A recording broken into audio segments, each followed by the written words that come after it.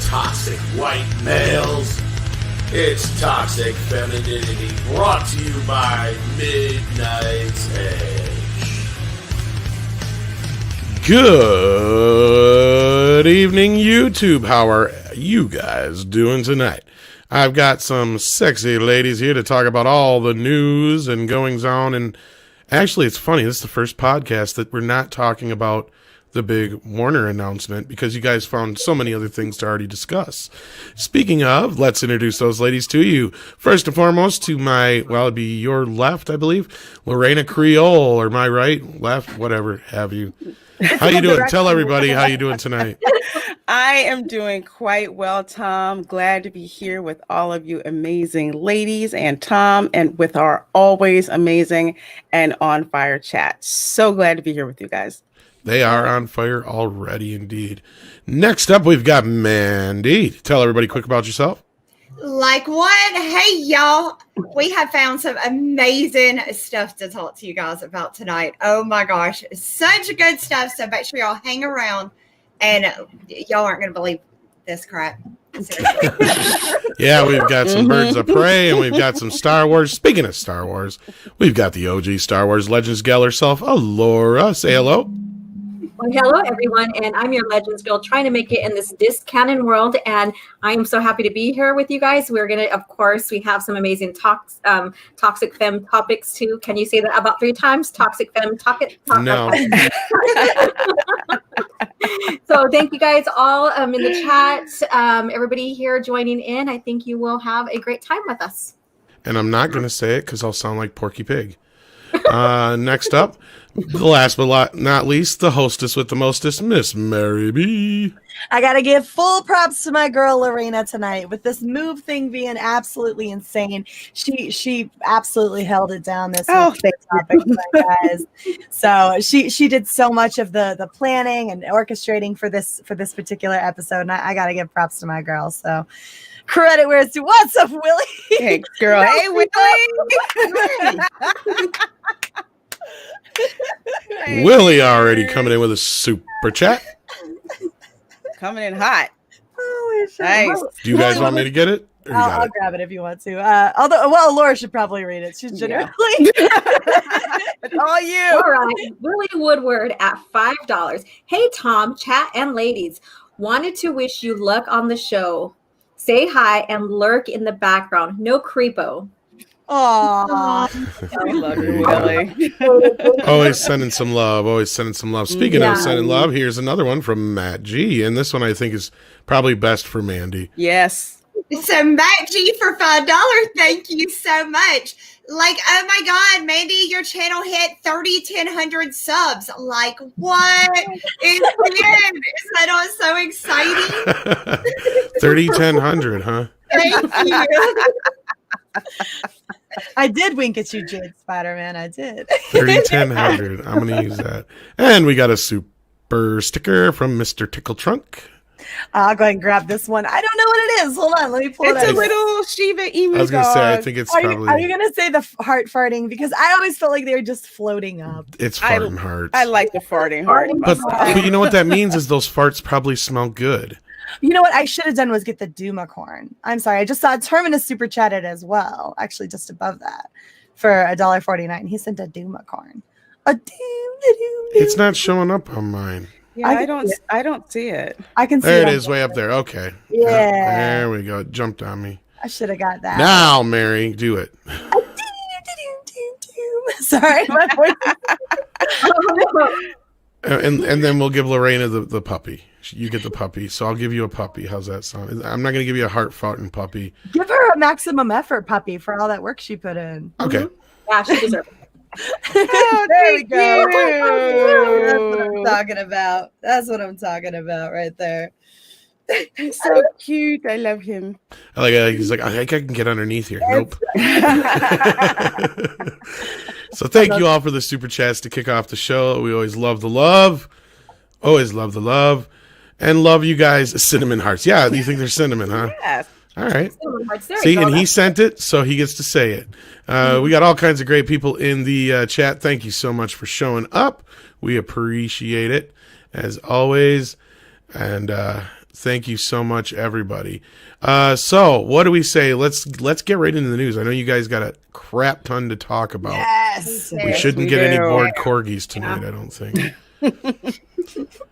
I hope not. You guys, that's your goal. No bored corgis. Okay.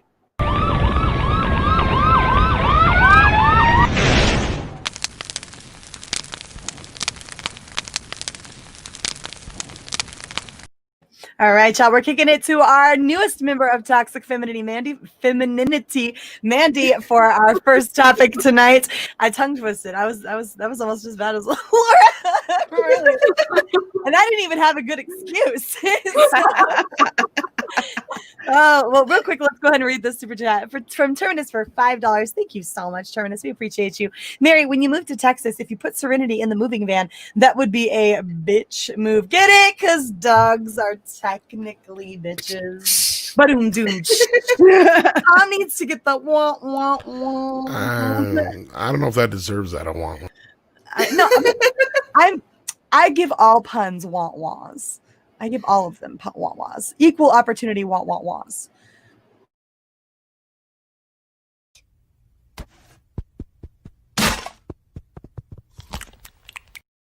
You're gonna make that dog sick. You're gonna make that dog sick. Poor Santa's little helper. I know. All right, Mandy, take us away, girl. Okay, so you guys, this is, Birds of Prey was the shit movie this shit year deserved. And it's back. We've got more. So now we have them saying, oh, we've got like the highest grossing comic book of 2020.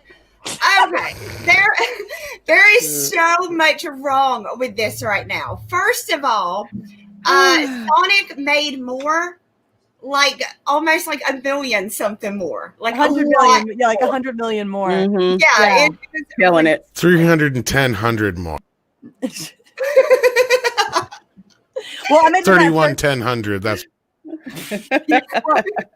Well, we'll get into the semantics of it here in a minute.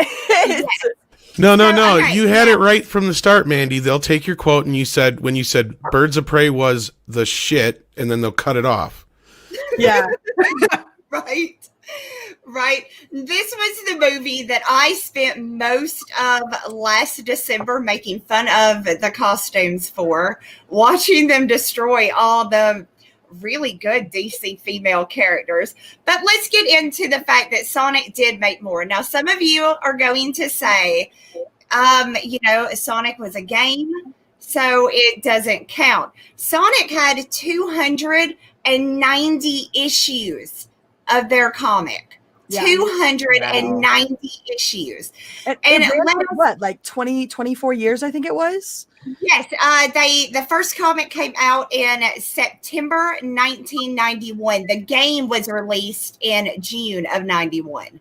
So just a few months later, the comic started. They've continued. I bought some when I was a kid. I actually liked the Sonic comics when I was little. So now, is it a game? Yes, but it was a comic for a long time. Now, let's go to Harley Quinn with Birds of Prey, right?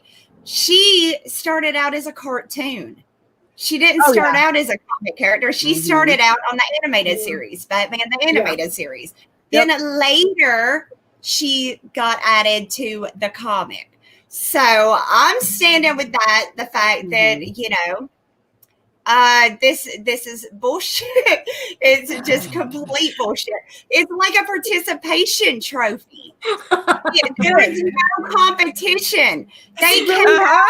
It's really weird how all these people, they lost their shit for this. It's really weird how all these people lost their shit for like, oh, Birds of Prey, it's the best movie of 2020. Where the fuck is the bar at during a pandemic? Right? It's ridiculous. They made as little as they did before the pandemic. That was released in like February. Yeah.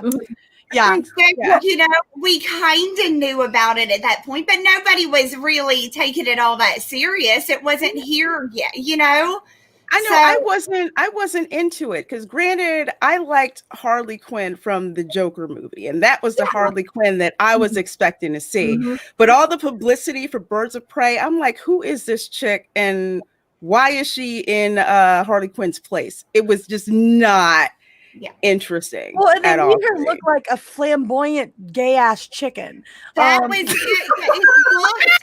look, and they had that same jacket, the one that she wears in Birds of Prey. They had it at like Spencer's or somewhere, and it's and it is even more god awful. And like a real oh god, it's what did they make it out of? Like pom poms cheerleaders or like rubber? Did you say pleather or rubber? Rubber. No. Yes, it is made of like this rubber material. It's okay. That costume director. She must. What did she work in before? Some cut rate piece of crap. Who wears rubber? Rubber, right? Someone told them that Harley Quinn is crazy, and they decided to take that balls to the wall. Right? Like they went full ham, full tilt with this. Okay, she's crazy. Let's make her like, as in, like, let's go completely rubber chicken insane, right? And so, like, that's what they decided to do with her attire. Okay, there's crazy fashion that still looks like good fashion, and then there's whatever the heck this crap was.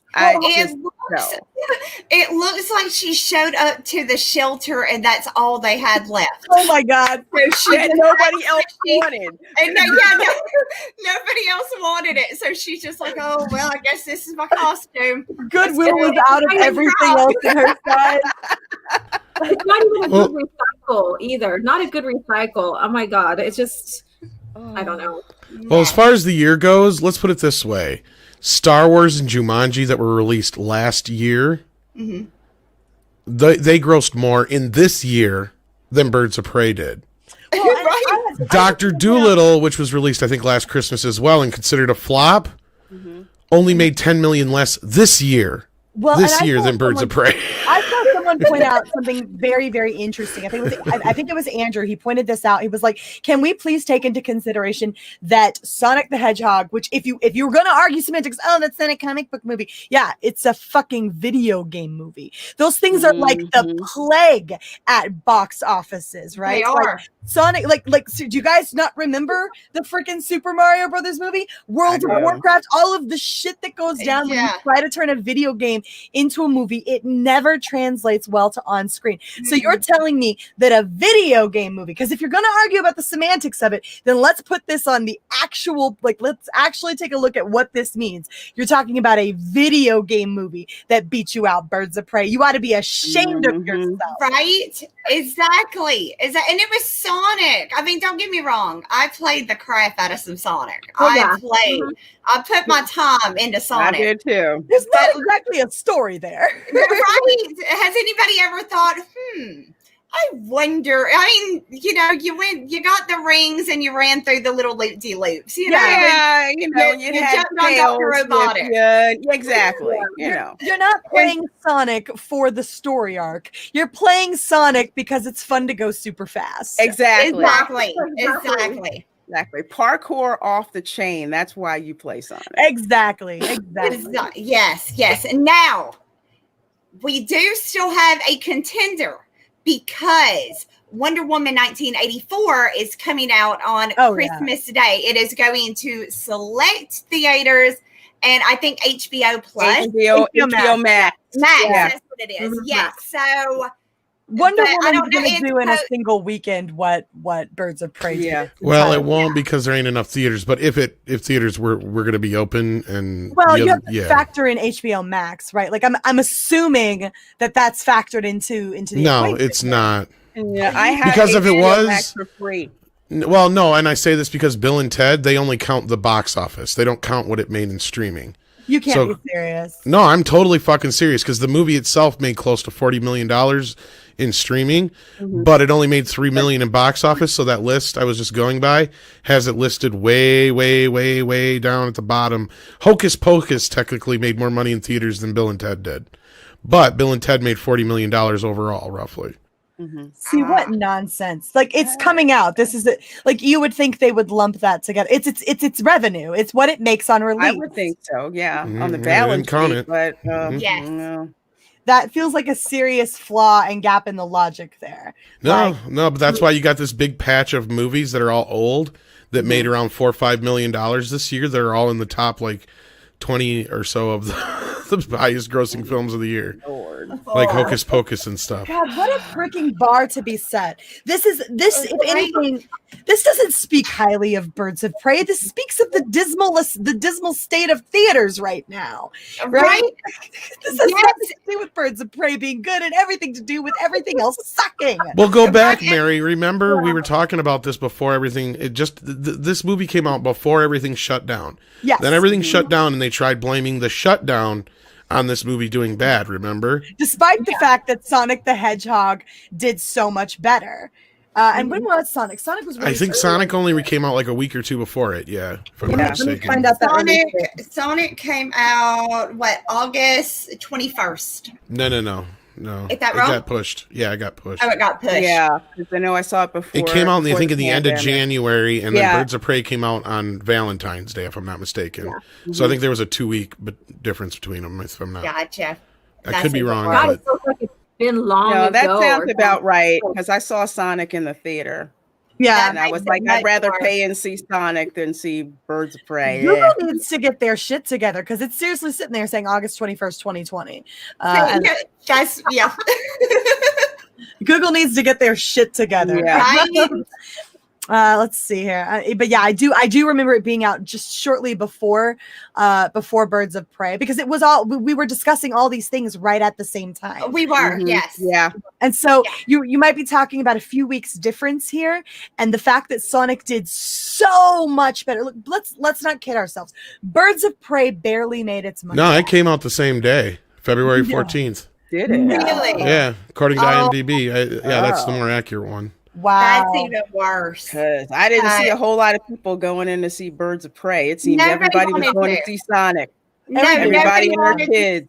Yeah, nobody wanted to see Birds of Prey. Nobody wanted. I mean, there was a few, the same ones that are now saying we won the year. Look at us, we won, and they didn't. And even if you did, of course you did. You were the only. You're the only The one. only game in town. You're the only one. They weren't the only game in town, actually. I did send you a tweet earlier. Did you grab that, Mandy? The one about the Japanese anime comic book adaptation that came out. So it released only in Japan. I'm gonna Demon repost it. Slayer. Yeah, the Demon only other one Slayer. was Bloodshot, I think. It was the only other comic book movie this year. Bloodshot saddens me to the point that I cannot even begin to tell y'all because I went and bought a bunch of Rise Zeros right before it came out, thinking that I was about to make my fortune with the comics. I'm gonna buy all these comics right before the movie comes out, and the price is gonna, double. And then it ended up bombing, and now I got a bunch of Rise Zeros. Was it Vin Diesel in Bloodshot? I think that's the only Vin Diesel movie where I was like, nah, I'm gonna pass. Yeah, it didn't. I love you, but no. Well, I've got the tweet here, and this was from someone who screenshotted the actual analytics of how it all went down, and it's in there. It's in Toxic Femme for you there, Mandy, if you want to pull it up. Yeah. But it speaks to the fact that, like, if you want to play these semantics, right? Like, oh well, Sonic is a video game movie and not a comic book movie. Well, that only makes this worse for your case. That's not helping. No, that's not helping them. That's their argument. Well, not only that, it cost roughly the same amount as Sonic. And Sonic barely made its money back. Let's put it that way. If it made its money back, there's no fucking way Birds of Prey did. Well, Birds of Prey, as I understand it, costs between around 84 to 100 million. 85 is what it's listed at. Yeah. Yeah, so anywhere in that range, and they made about 200 million worldwide, roughly. And so if you take that they took roughly half of that, Birds of Prey just barely made its money back, right? Whereas Sonic, but movie math is 3 times for a big movie like that. I believe they factored that in terms of the promotions that they like, the promotion material and all of that stuff, and advertising. I think it was between 84 to 100 million total, I think was what it was. And so, and of course you need to make your money back, and you're going to take about half of the box office, roughly, because the theaters have to take their split as well. So it was still 50 to 100 million shy of making its money back, regardless. It's like the rule of threes. You got to go by the rule of three, especially when it comes to big movies, because they spend almost as much on advertising as their budget. Well, that's what I'm saying, is that I think that was factored No, in. it's never factored into a budget when they say an estimated budget, because the advertising money comes out of a completely different budget. No, I know that for a fact. That's crazy. That's nuts. That is. Well, okay, I have it pulled up. Tom, can you share my screen, please? Absolutely. Thank you. So yeah, Demon Slayer. This one is the one that if you do argue with the whole Sonic's a game, okay, this is a comic right here. Demon Slayer made in Japan and Hong Kong, made holy crap. Let's see. Loads of cash. Yeah, what I've read. The gross amount in Japan was 2,064,300. I can't even do that number. It's too big. Big numbers. Big numbers.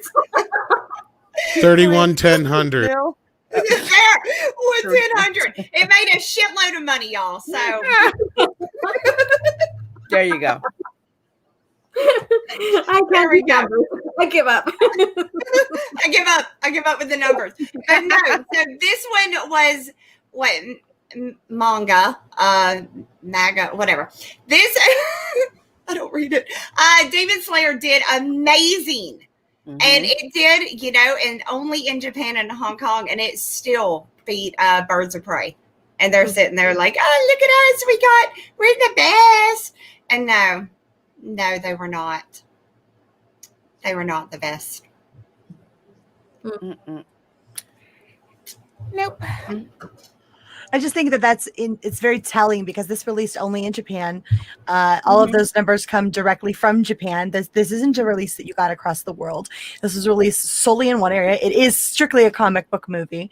And so, like Jay Stepp here points out, if you're going to try to argue semantics, no, you don't get to sit here and brag about this being a comic book film that grossed the highest for the year, you fucking racists. Stop leaving Japan out of the equation. I'm just saying, is that not incredibly fucking racist? Like, you just completely left this thing just because look, I'm not saying I knew about it either, right? But before I also didn't get on Twitter and start spouting that this thing did better than all the other comic book movies of the year without having my ducks in a row and knowing what the fuck I was talking about first, right? So, like, I granted not everybody and their mother may have known about this movie, but if you're going to tweet out a statement like it did the best of all the comic book movies, then maybe you should have a fucking clue what all the comic book movies of the year fucking were first. Right. You got any goddamn feelings about that? They don't read. They don't enjoy this genre. They are only here to cause hate and discord. That's pretty much it. Yeah.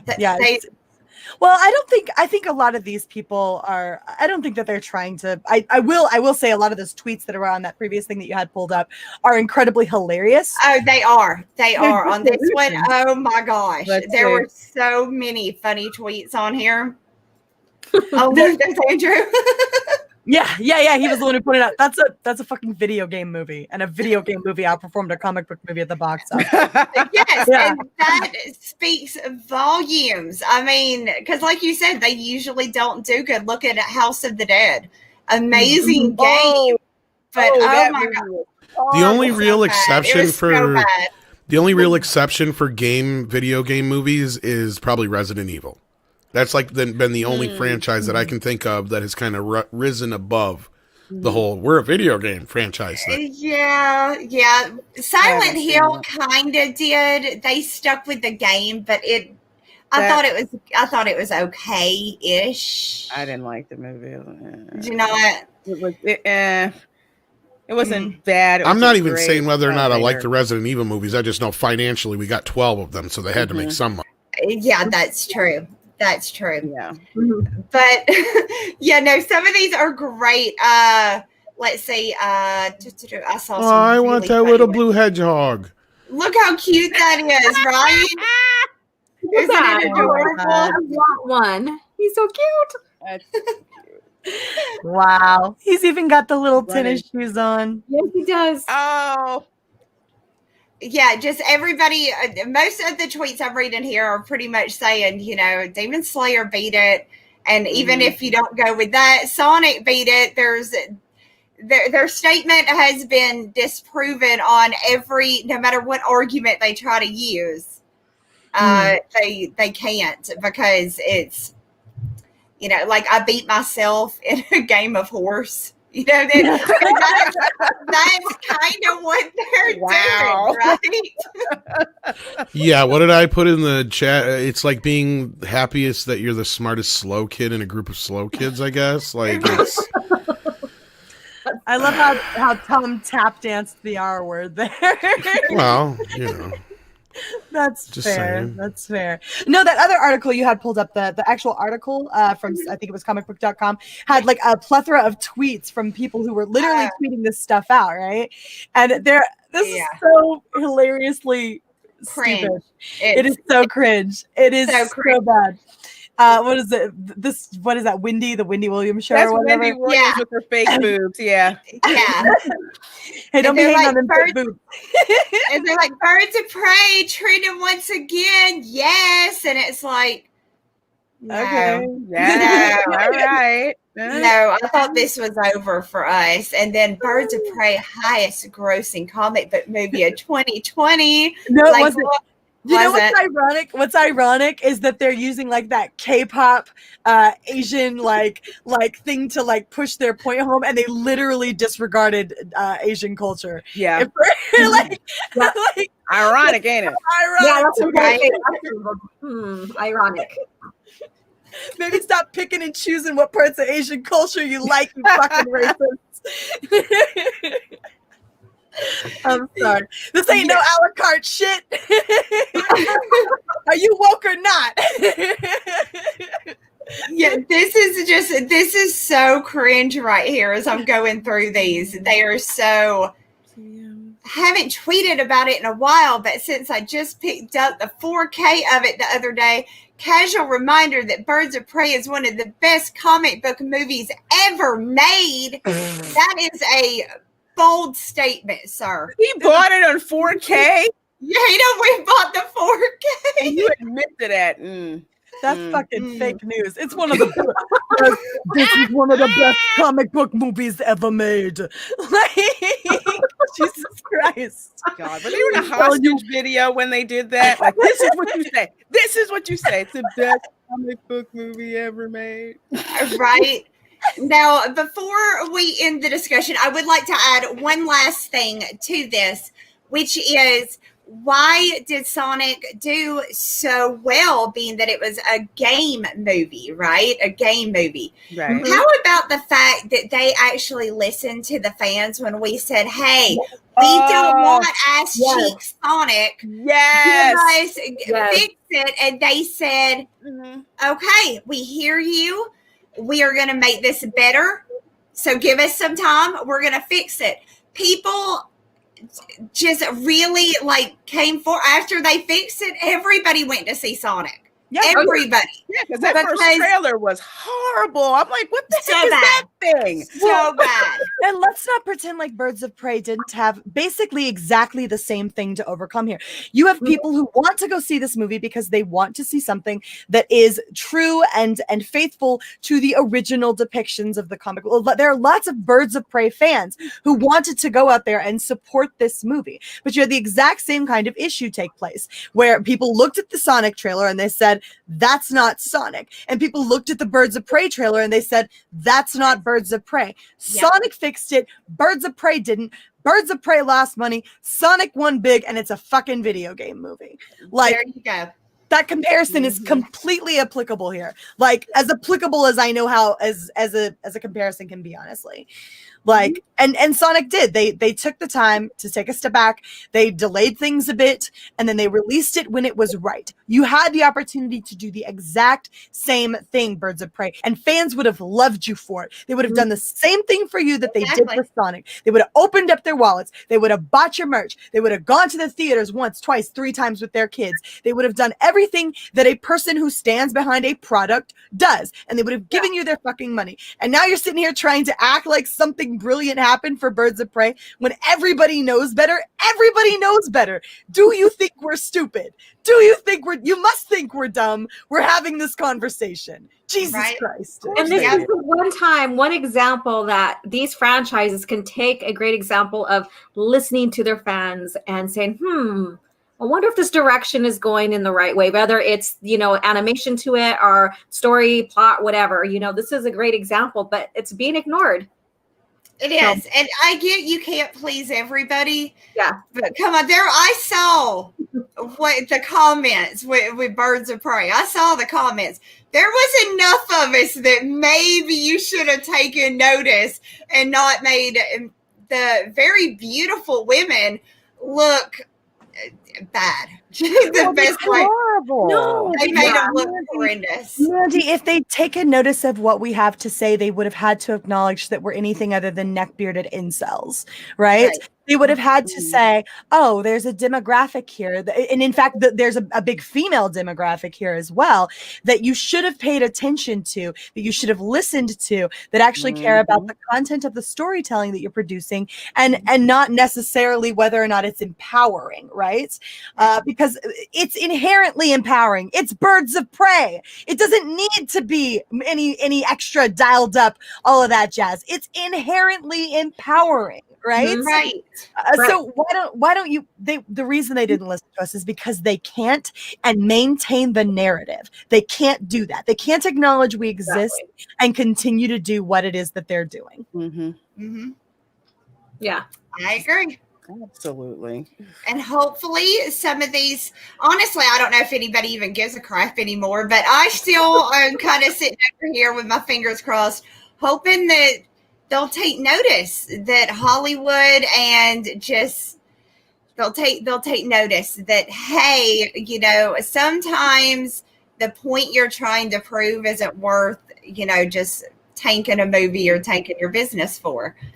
Well, they don't have to now, though, Mandy. And I get that sense of optimism and hope that you're coming from, because I try to have that as well. Whenever I'm looking at the stuff, like try to find the ways to be content. Try to find the things that bring you happiness in this medium, right? But simultaneously, we wouldn't see this kind of conversation going on around Birds of Prey right now if they weren't looking for every opportunity they could find to validate what it is they've already done, so they can continue doing it.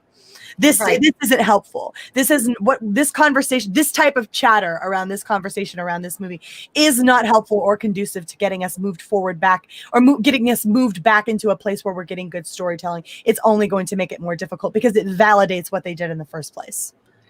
Yep. So fucking Birds of Prey. Exactly. So everybody, Twitter is celebrating. Woo! Yeah, they've done it. They won the one-man contest. Here's your participation trophy. Yeah, they all get a ribbon. Lap. Yeah.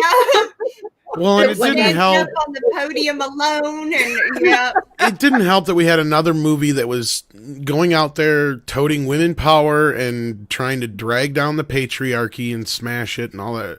And then, like I said, right after I saw this movie, I felt like shit.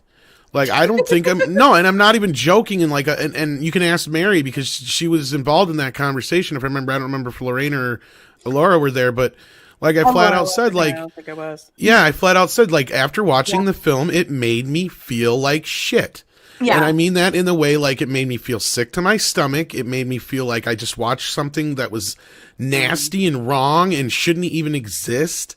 And it made me feel as a man that I'm a horrible and vile creature because every guy in that movie is nothing but a piece of shit.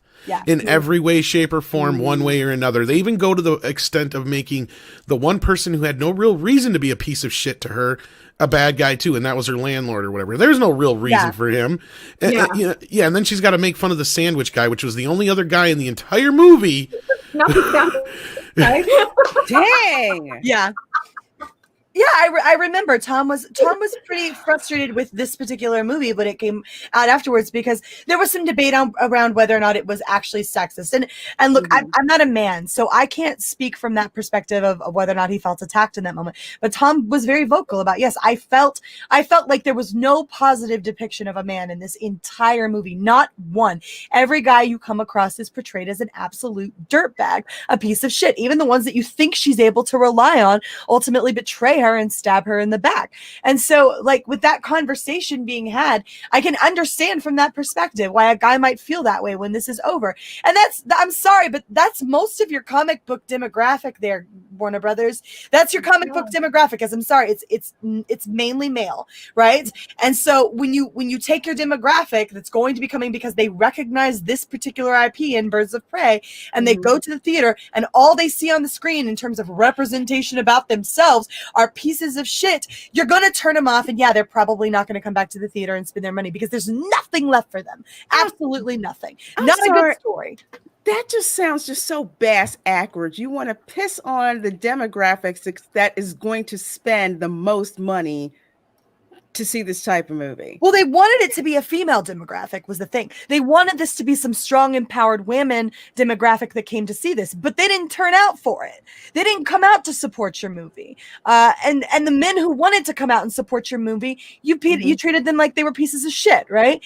And so for people who are constantly talking about how important representation is, right? How important it is to put strong, empowered women on the screen, they seem to overlook that it's also important to put caring, sensitive, empathetic men on screen as well. Yeah. Really fucked up. Exactly. Thank you. I bumped this man. Well, no, and it was brought up here is like, 72% of the audience was male that went to that movie, and I'm willing to bet that more than that are the actual breakdown for the comic book fans. Like, I'm more than willing to bet that closer to 80% of the demographic for comic book fans is male. Yeah. Oh, absolutely. Yeah. I don't think that's a question. I really don't think that's a question. I obviously don't have the stats sitting right here. No, but what I'm getting at is like they drove away fans. Is my whole point. Yeah. They drove away the females too. Yeah, came out by making them look like a fucking chicken who'd been dropped in a vat of multicolored rainbow dye. It looked like the days that I tell my kids, y'all just put on whatever y'all want. That's funny because I think that's what Mary compared it to is what she looked like if she was allowed to dress herself as a 4-year-old. Yes, yes. That's what it looked like. If my mom had let me go to school, because I was homeschooled after 3rd grade, but before that, that's right at that tender age where you want to be like, Mom, can I please wear this magenta t-shirt and flaming neon green pants, please? And your mom's sitting there going, no, sweetheart. First of all, they've been dirty for 4 days and they smell like ass. Second of all, you look like a watermelon. Go back to your room and change. You know what? They look like what my grandmother would say, you look thrown away because you look so horrible, somebody just threw you in the trash. That's what she would call it. It fits. They looked horrible. The whole thing, and it did so well. They had to change the title. Yeah, Harley Quinn and the Birds of Prey, as if that made that crap. That made it any better. Yeah. Hey, Harley Quinn's in it. Hey, but no, she's not.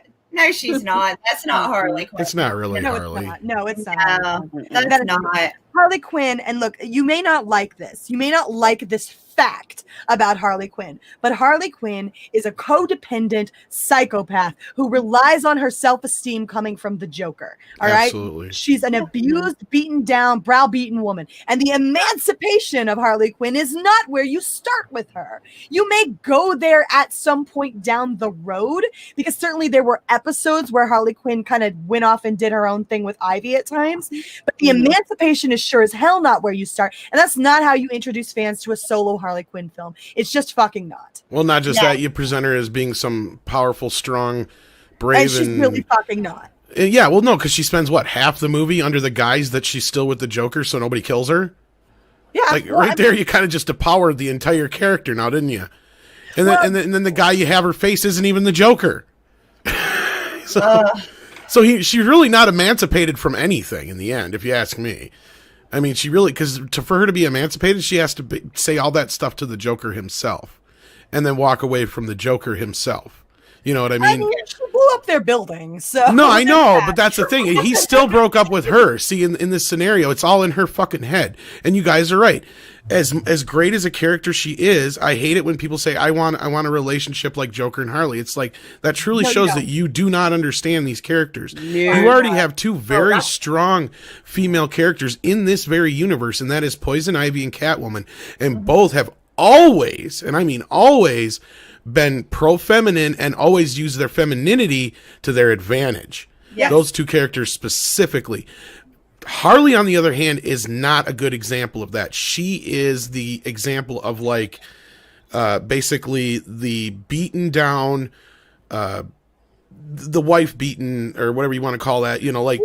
And none of us would sit up here and look at this audience and say that there's no place for those strong, empowered characters, because there is a place for them. We do love those stories. We do want those stories. But stop projecting that onto Harley Quinn just because she's a more popular character. Exactly, and that's what you want. Like, Harley Quinn is her own character. We know who Harley Quinn is. We've spent time with her. We've seen her in the shows. We've read her in the comic books. We know who she is, and putting her across this way is not going to win an audience, because we know who the fuck Harley Quinn is, and this ain't it.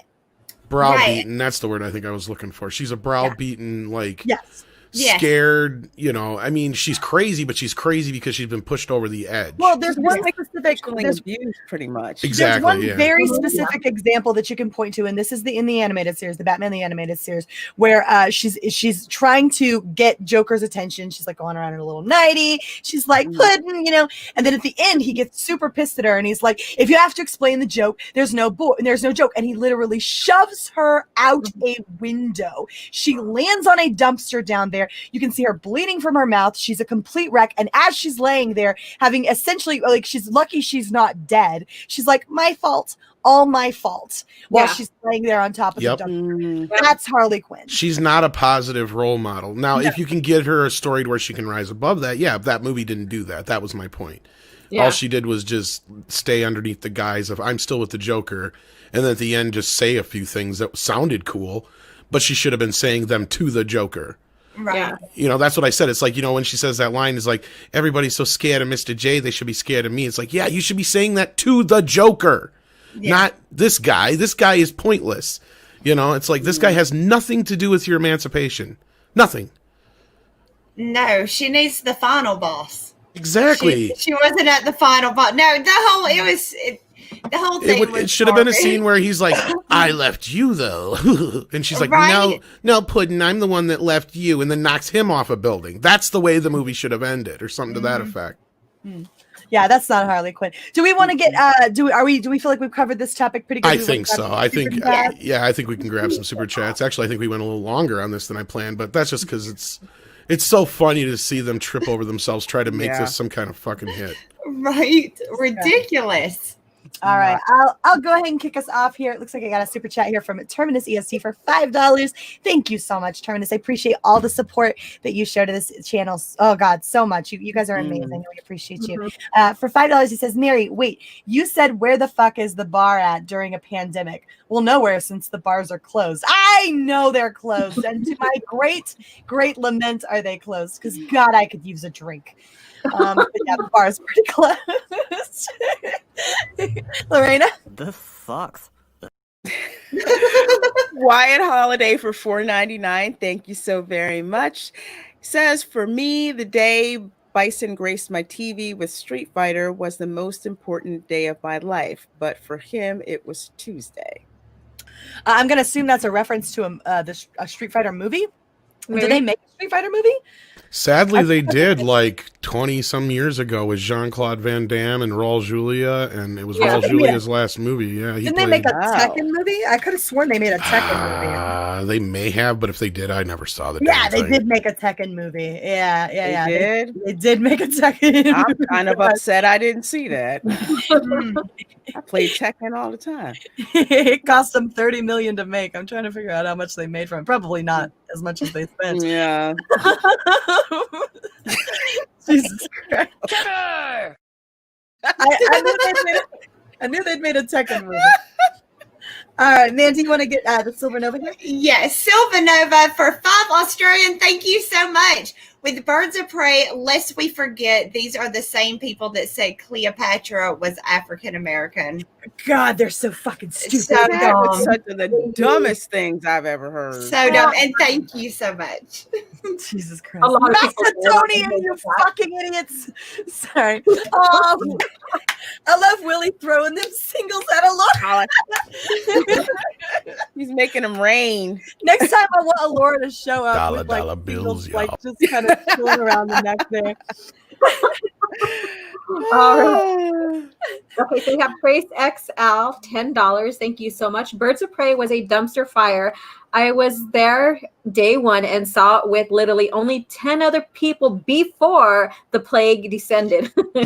Dun, dun, dun. It sucked. Sonic, on the other hand, was great fun, and I recommend it to everyone. Okay. Yeah, that was just a fun movie. An was. interesting fun fact about Sonic, it was progressive with a biracial couple in it. Yes. Yeah. And they And they didn't didn't make a big deal about it. Thank you, Lorraine. I was just going to say, and they didn't even make a big deal out of it. Yeah, nobody looked at that and Organic. said, "Oh my God!" Everyone liked that movie. Everyone liked that freaking. And movie. it had a positive male lead. Yes. Yes. Like, what? Those exist still? I know. I was shocked. Sonic is a Right? unicorn, guys. Both progressive and a positive male lead. It's a fucking doomicorn. Right. Doom. White Holiday for $4.99. Thank you so much for the super chat. He says, Birds of Prey is also Oracle and Black Canary and sometimes Power Girl. Those other characters are just crammed in because they're girls. It's true. It's true. They didn't even get the ages of some of them right. It was pretty bad. It was pretty bad. Ugh. Yeah. The Trace XL with $5. Thank you so much. He says, and hey, let's be real. The girls of Birds of Prey look like the housing project remix of the Spice Girls. The art direction did them no favors. No, it did Nope. not. No. Tell me what you Nah. want, what you really want. Anything but this. No, Willie, I didn't mean to make you feel bad. We think it's cute and sweet and funny, and we're Don't worry, playing Willie. with you. Yes. Nobody's We poking do. at you, my dear. We You think are you're- officially like our mascot already. They Yeah. talked about you once before the show, so there. Yeah, we talk about you all the time, Willie. We In a positive way. absolutely Yeah. always in a positive way. No, Yeah. nobody thinks ill of you, Willie. We think you're great. Mm-mm. So You can be we're- Mary's furry little mascot. Hey, I'm not a fucking furry. Go ahead, Mandy. Okay, Cal Clay for 5 buckaroos. Thank you so much. Hollywood equals vultures, aka Birds of Prey. If this is made, that's okay as long as I can see the Batman who laughs, kill them all, and we see every gory second. Oh, gross. Okay, that's it feels fair, but still gross. And I'm so glad we're at a Laura on Willie Woodward's dollar. just to do like the hand over top of the other hand, like where you slide it across, like you're throwing dollar bills out. There you go. Yeah. I don't know what that's called, but it's cool. Raining Making money. Making it rain. Make it rain. rain. Cal Clay for another Canadian $2 says, remember, Harley is Granny Harley, Batman Beyond. Oh my God, I loved Batman Beyond. I loved that show so much. Specifically, it's got one of the greatest Joker scenes in it, period. Like that whole sweetie, go get mommy's bazooka. And like they're playing house with Robin because they've turned him into like an insane, like that's Batman Beyond is awesome. So yeah, I will never get over that. Go ahead, Lorena. Sure. Oh, Matt we- P for We should probably hand this one to you want me. Mandy. Want Mandy Yeah. to do it? Because I'll do an awful imitation. Yeah, for some reason I can't picture Lorena doing the Valley Girl thing. I I don't know kind of why. want to hear it love anyway. to She's hear too it. intelligent and too well murdered for that. Oh my god. That's close. Serious? No way. I'm impressed. Lorena is a woman of many talents, y'all. I loved it. How you doing? True story. I used to live in the Valley for a while. Matt G for $5. Oh my God, Mandy, this Sonic movie totally sucked. Like there were no tater tots or shakes. This was supposed to be about Sonic. Like what? Like what? That was amazing. That was amazing. That was amazing. So good. So freaking good. You guys got a couple more here real quick. Go ahead, Mandy. That one's you. $14.99 for Matthew Sturgis. Nice. My goodness, thank you so much. I just realized Birds was the last movie I saw in a theater. Oh, bless your heart. I'm glad I had booze already poured. That movie sucked like nothing has ever sucked before. I need Gina to smash. You could take that in so many ways, too. I'm sorry. I had to do that. I could not resist. That was amazing. Go ahead, Laura. Okay, so Clay at Canadian $2. Thank you so much. Video game movie The Wizard and All State Merry Mayhem. Are you in good hands? I don't know. That kind of sounds cool. I don't have a deep like black man voice or like, are you in good hands? Are you in good hands with Allstate? That was good. I could go radio announcer. Are you in good hands? Like that's the best I got. But it gets, it's a little. Can you do that thing with my seatbelt again? Click. What? It's from the Beavis and Butthead movie. But isn't the Allstate guy Serrano from Major League? I don't know. I think so. No, it was. Oh God, it's a guy he was the president in 24. And I'm blanking on his name. It's okay. I think I know who it is. I don't know. All I know is I forget his name. I know his face, but I forget his name. Charles Logan. His face was very nice to look at. all I know. No, it is. No, David Palmer. Yeah, it is. It's Serrano. Yeah. Oh, David was it Palmer. really? Yeah. Yeah, he plays Serrano, but he shaves his head. And obviously. he was the one with the voodoo stuff. Yeah, right? yeah. He's like, okay. don't take Jobu's rum. It's very Right. bad to drink Jobu's Oh, rum. that was him. Yeah. I cannot. Hats for bats. Wow. That's amazing. Yeah. I stick up for you, Jobu. You know, help me. You know, help me now. I say, fuck you, Jobu. Save myself. I do it myself. All right. Are those I'm in last good of our hands super with chats? Allstate. Are those the last of our super chats there? Got Okay, we one got more. I think did I read the last one? I think it was Laura. Okay. Maybe. I think. Captain Spire for $2 says Annihilation was better than Birds of Prey. Most things are better than Birds of Prey. Wow. Go ahead, Lorena. Mr. Tickle Trunk for $5 Canadian. Thank you. Next up from DC, General Zod and Ursa Film. She leaves Zod, Nice. becomes a strong, independent Kryptonian woman, and teaches Superman to fight the patriarchy. That would be funny, except for Ursa. Actually, damn well the only reason she's friendly with Zod is because she likes the power. Yes. I would watch the shit out of that. I would too. It's She playing in would my head right now. I say she probably would kill him if she got the chance and took over. That I would totally see that. She's not a. Yeah.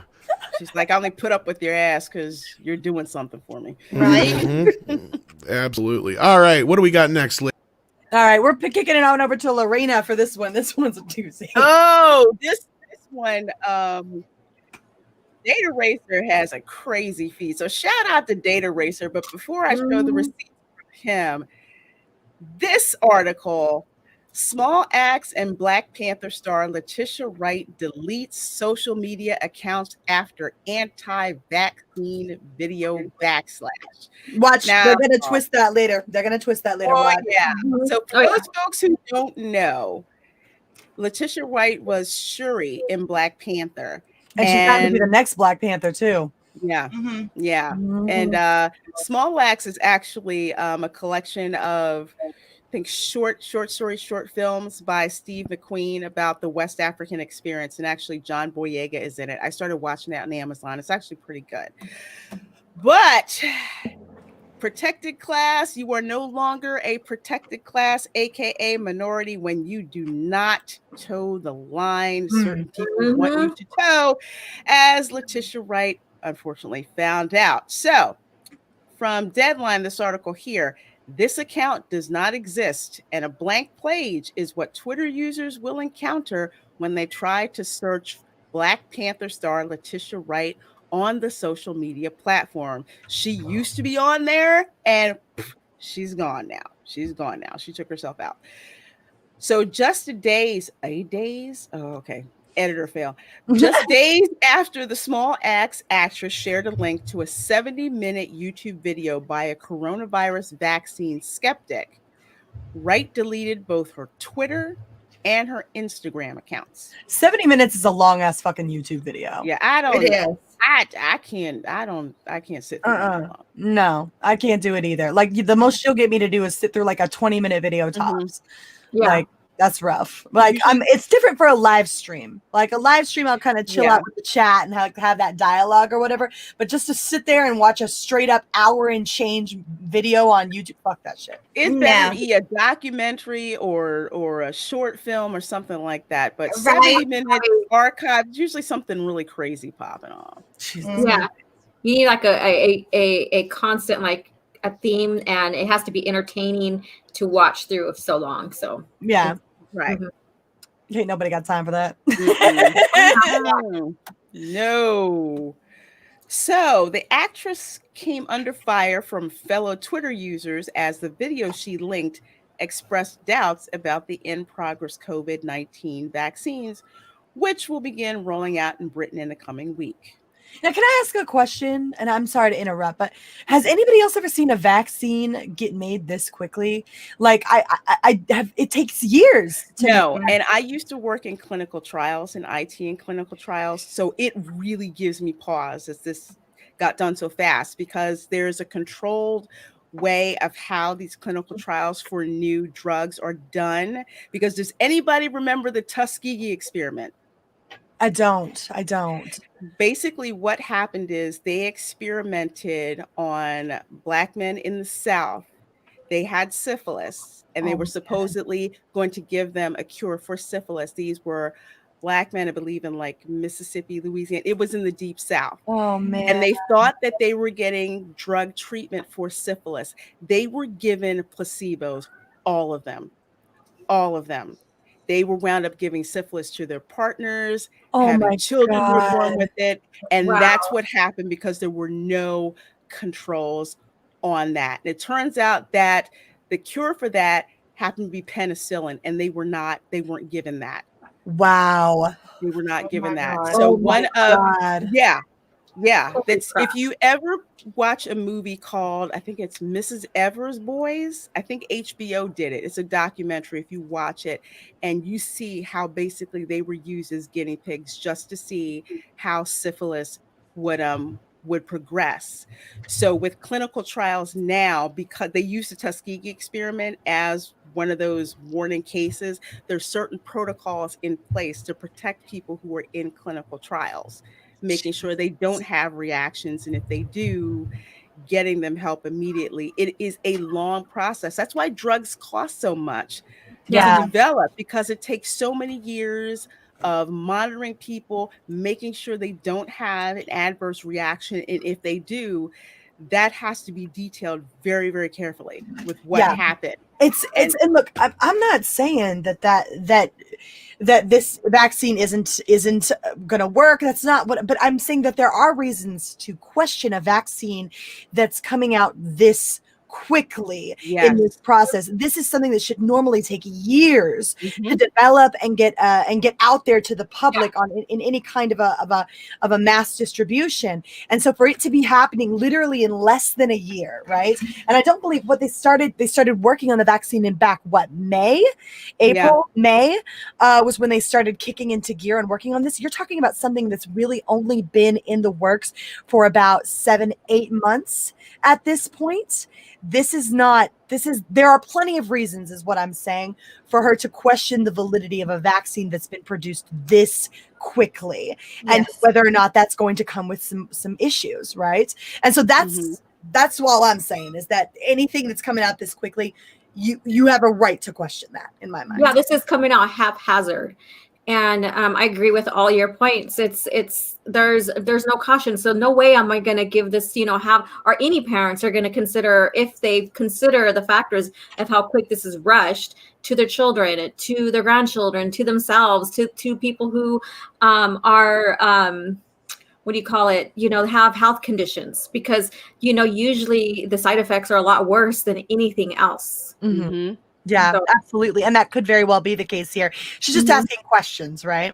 Yeah. Just like consider, that this might not be the best thing. Like there may be some issues with this vaccine, to basically question the information that you're being given, or that's going out there. And you would think, okay, logical brain, let's question what's going on. Let's have a discussion. But apparently some people out there do not want to have that particular discussion. I think there's a big difference between an anti-vaxxer and her asking a question about a vaccine that's coming out within 8 months of it beginning research for it. That's I think those are two very different things, right? Like, and I'm not sitting here defending anti-vaxxers, because the truth of the matter is that some of those people are fucking nuts, right? Yeah. I mean, like rabid about it. I was like, oh dude, hey, it's all right. No, you can't do X. All right, fine. I'm just saying, you're probably not getting me to take this thing for a while until I see how many of these people grow another arm, right? Yeah. Like I'm probably going to sit back and wait until I watch all of these first people take this stuff and see whether or not they, fucking die. Another thing that I thought of too, because I knew a girl who had this condition. I want to say either in the 50s or the 60s, there was some kind of drug that was given for morning sickness. And I don't know if it was in Europe or in the US. I think it was spread for a while, till children started being born to the mothers who took this drug, and they were being born with like malformed limbs. Okay, so the nickname is, they were calling them flipper kids. And I knew this one girl where one of her arms was not completely developed because her mother got that particular vaccine for morning sickness, and she had a child, and and her arms were deformed. So they had to pull it off the market, because they didn't do due diligence to see how that was going to affect women after their children were born. They wound up pulling that. That's another case. Yeah, I'm looking at this article here right now. It's from the BBC. It's talking about these men who nearly died in a medical drug trial, right? Yeah. And I'm sorry, but at this point, that's all this feels like, is another step in a medical drug trial that you're literally going to be handing out in mass to an entire nation, right? And so it's a group of 6 men, and then a separate group so the group was initially of 8 men total, and they've been split into 2 groups. And of 4 who were put in the separate room, 1 person in each room was given a placebo. The remaining 6 were given the medical thing that they were attempting to test there. They died from multiple organ failure. All but one fucking died. I'm sorry. What's ruling all this? Like this, if you don't speak the narrative of the vaccines coming out quickly and all this that deals with what we've been going through here, is if you don't fit that narrative, or you don't say that narrative, they don't care. They don't care if, and what I'm trying to say is that they don't care about how rushed it's going to be. They're not thinking logically. They're not thinking constructively. They just are based off of fear. This right here, if you're not fitting their narrative, it's all about fear, and that fear is ruling everybody's mind here. So they're in fear, and if you speak against this, what's being produced with this vaccine and stuff, oh God forbid, you want to kill everybody. Yeah. Absolutely. It feels really insane. We haven't let her get very far, and I'm sorry, Lorena. Okay. No, this is good. This is a good discussion. So let's see. The video sees on the table host Tomi Ariyomi, haven't heard this person, questioning the possible antidote despite admitting he has no medicinal understanding of vaccines. Well, I don't think you need a medicinal understanding of vaccines to question How what's going quickly on this with it. process is taken. Yeah. Exactly. All you need is a basic understanding of the fact that vaccines typically take years to produce. And that's a pretty common knowledge fact. And I don't think it's unreasonable to question some of this stuff. Exactly. That being said, the video, as I understand, I haven't been able to watch the video because the video violated YouTube's terms of service and was taken down. Really? Oh my goodness. Holy shit. So going on, it says White received backlash for not only posting the video, but for defending her posting. Okay. She blamed her critics of canceling once they had called her out for sharing a video, which featured seemingly transphobic comments. So as I understand it, I did some reading up on this, and the comment was, and it was a stupid comment, but I think it was probably meant to be a joke, right? Yeah. Because it sounds so absurd that it probably is a joke. And we have no proof of whether or not Letitia even watched the entire video. It was 70 minutes long. It's altogether possible that she never even saw that, right? But I believe the joke was, and again, guys, this is I believe a joke. It could not be, but I believe it was a joke. It was something like, we don't even know if the coronavirus is real. It could be fake, just like transgender people, which is absurd, right? And the reason I think it's a joke is because of how absurd that statement is, right? Like that like people around you are constantly like having discussions about pronouns and you think that transgender people are fake. I happen to know, I've known multiple transgender people throughout my life. They actually do exist. That's an absurd statement, right? Yeah. As a matter of fact, a transgender person was the first one who showed me how to put on fake lashes correct at Sephora, and God knows I loved her for it. I freaking seriously, I do. But yeah, it seems like from the sound of it, Mary, it seems like it's so hyperbolic that it's just like, yeah, you're joking, right? Yeah. Really? Yeah. So it's kind of like the worst case, God, it's bad taste and ignorance. Best case scenario, okay, he's making a joke. With no guarantee that she even saw that particular part of the video. Right. But they chose to just drag her. Yeah. Oh yeah, it was bad. It was bad what they did to her. Yeah, wait till we get to the receipts when you see exactly how bad it is. And it starts off with a doozy.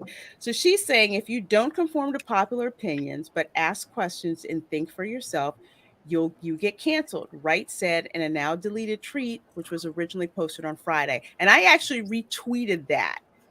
And basically said, obviously, if you don't follow the narrative, your protected status as a minority is revoked. That's pretty much just what I said with that.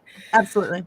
So she says, here it continues, she upped her defense against the online critics, clarifying that she only shared the video to raise concerns about what the vaccine might contain. Again, I'm sorry, but this is going to be a giant, like, and obviously I'm not hoping for anyone to be harmed, right? There was never any way in a million years that I would hope that this vaccine fails or that it doesn't do what it is that people need it to do, or that God forbid it does worse. It causes real harm and harms people, right? Like, I would never want that.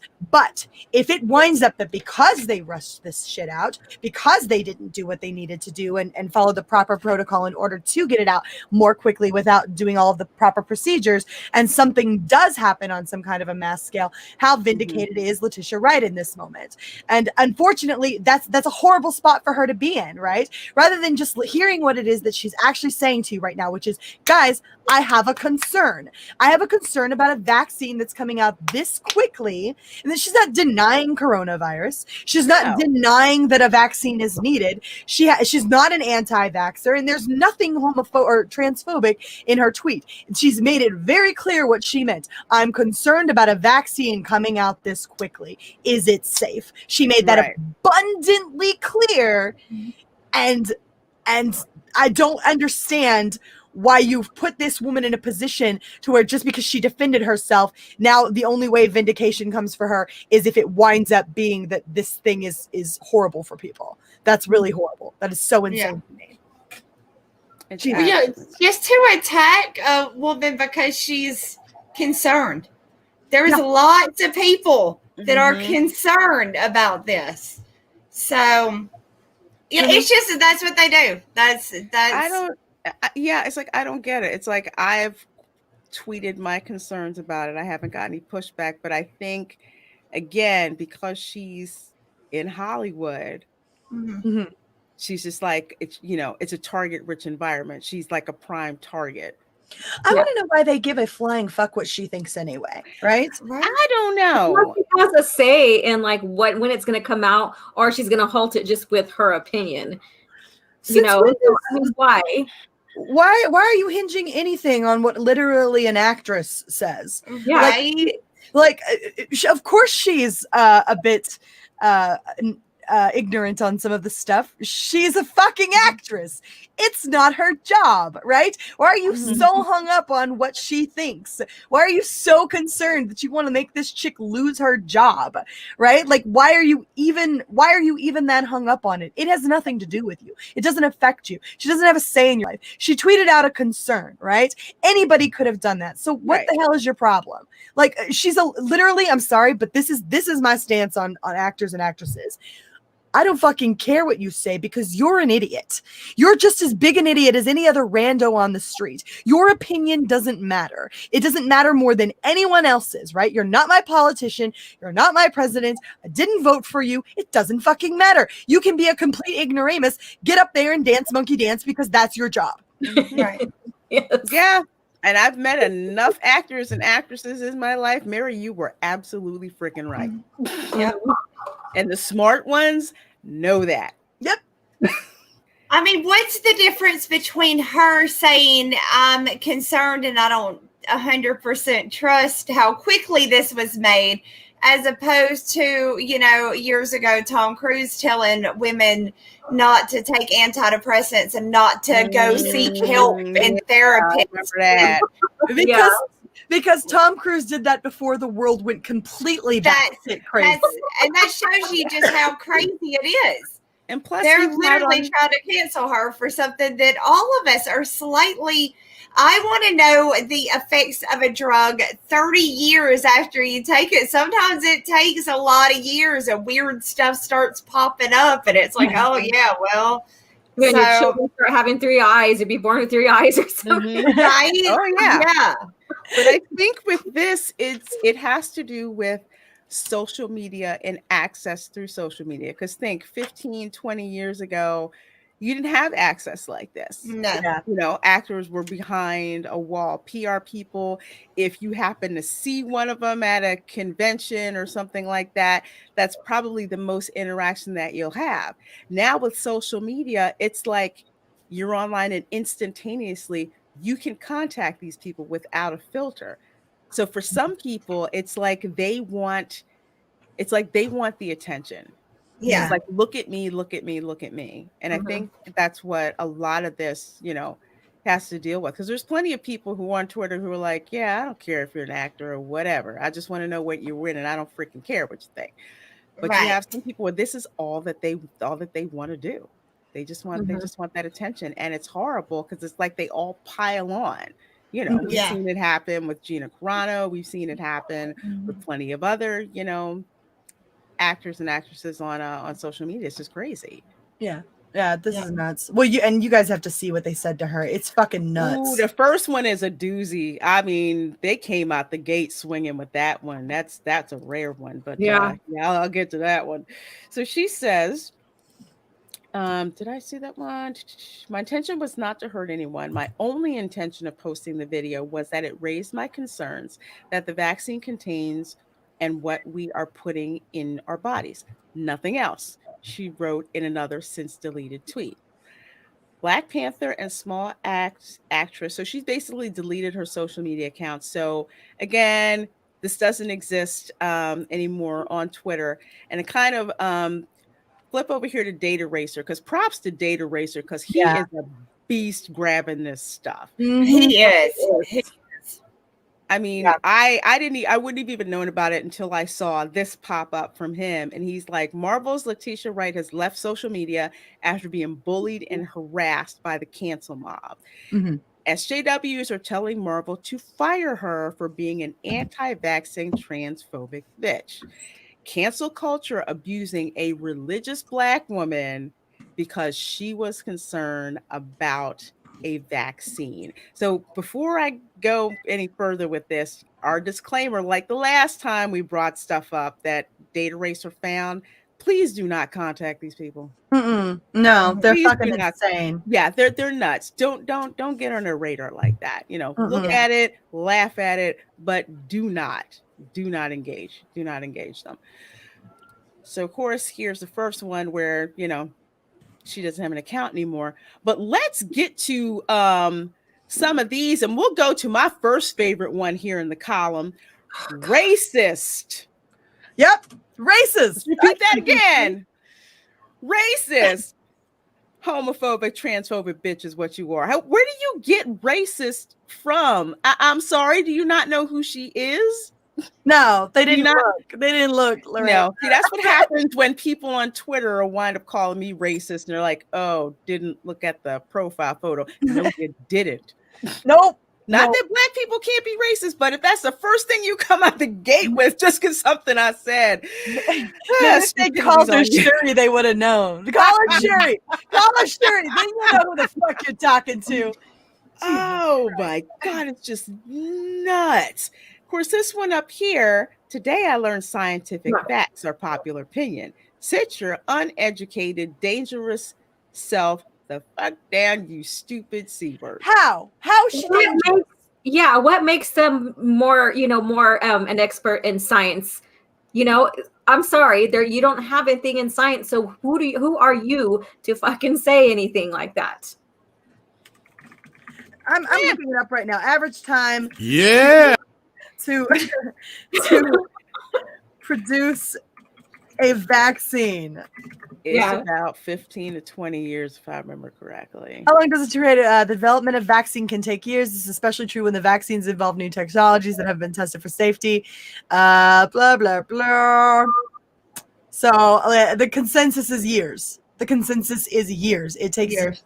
How is she dangerous for asking a basic bitch question like exactly? Because they consider anybody with a voice that isn't saying what they want dangerous, and they have to go. That's exactly it. It's free thought. It's not the mind think. Yeah. Mm-hmm. Yeah, it's hive mind.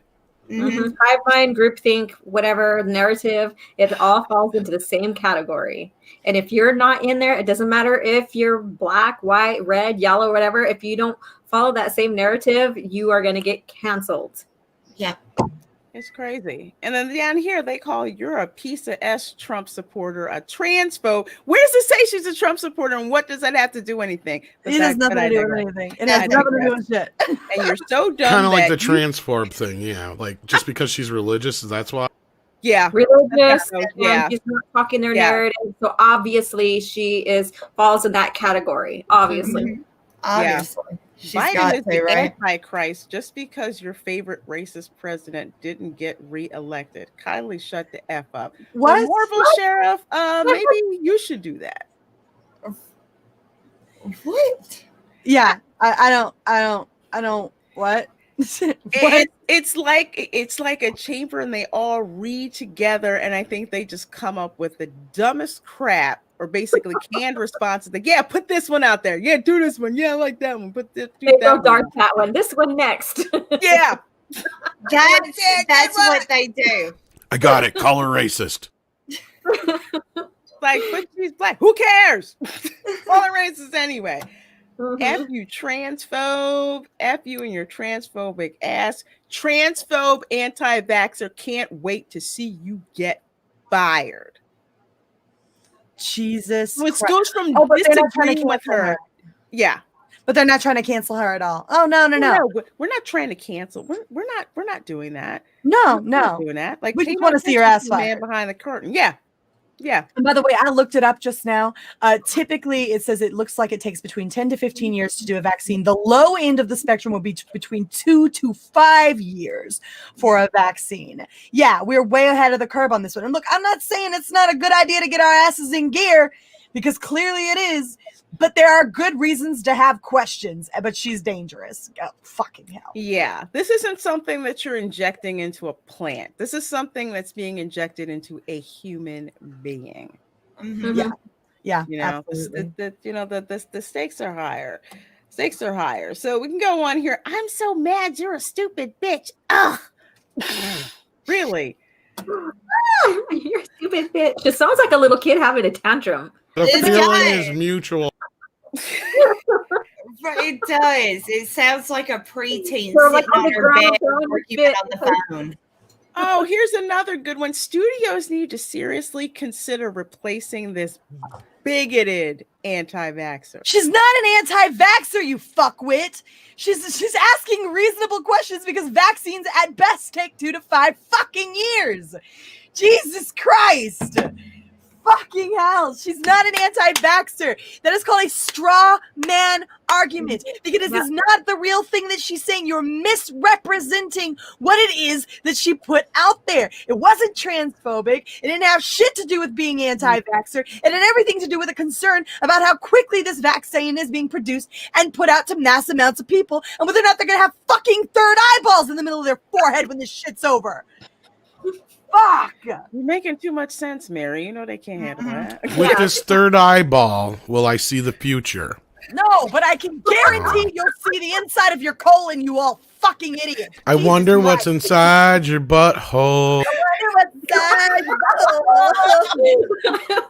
True story. I said that to my sister. She's like, "Oh my god, I can't let my daughter see this because she'll repeat the whole song." But my daughter wasn't cares. Oh my god. Oh, yeah. That's a hit. Oh my It's a hit. gosh. Oh, definitely. Oh my gosh. And then they go on. Let's see. You deserve to be canceled. Here's hoping Disney, Marvel Studios, Avengers cuts you loose. It's loose, not lose. Duh. I saw that too. I was like, she's the uneducated one. She's the uneducated one. You need another O there, boo. Yeah. Jesus. Yep. Yeah. You Spelling failed is spelling. racist. You're a horrible example for children everywhere. Yeah, well, so is your spelling. Anyway. Anyway, yeah, let's see. Let's see. If you say dumb-ish, don't learn from your mistakes, you get canceled. And laughing about this. Jesus Christ. And we're, you know, we're not done yet. Let's see. So this was her original post that she had said.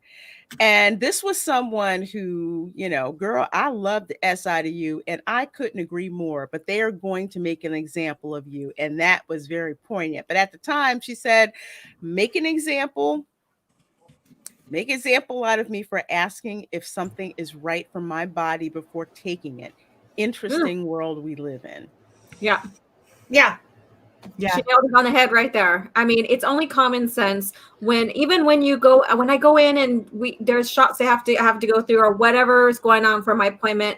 I'm going to be asking these questions. Okay, so what are you recommending? How is this going to affect me? And these are probably, you know, medicines that already been out for like 50 years, for example. I'm still asking questions because everybody responds and reacts differently. Everybody has different genetics, and this is my biology coming in now.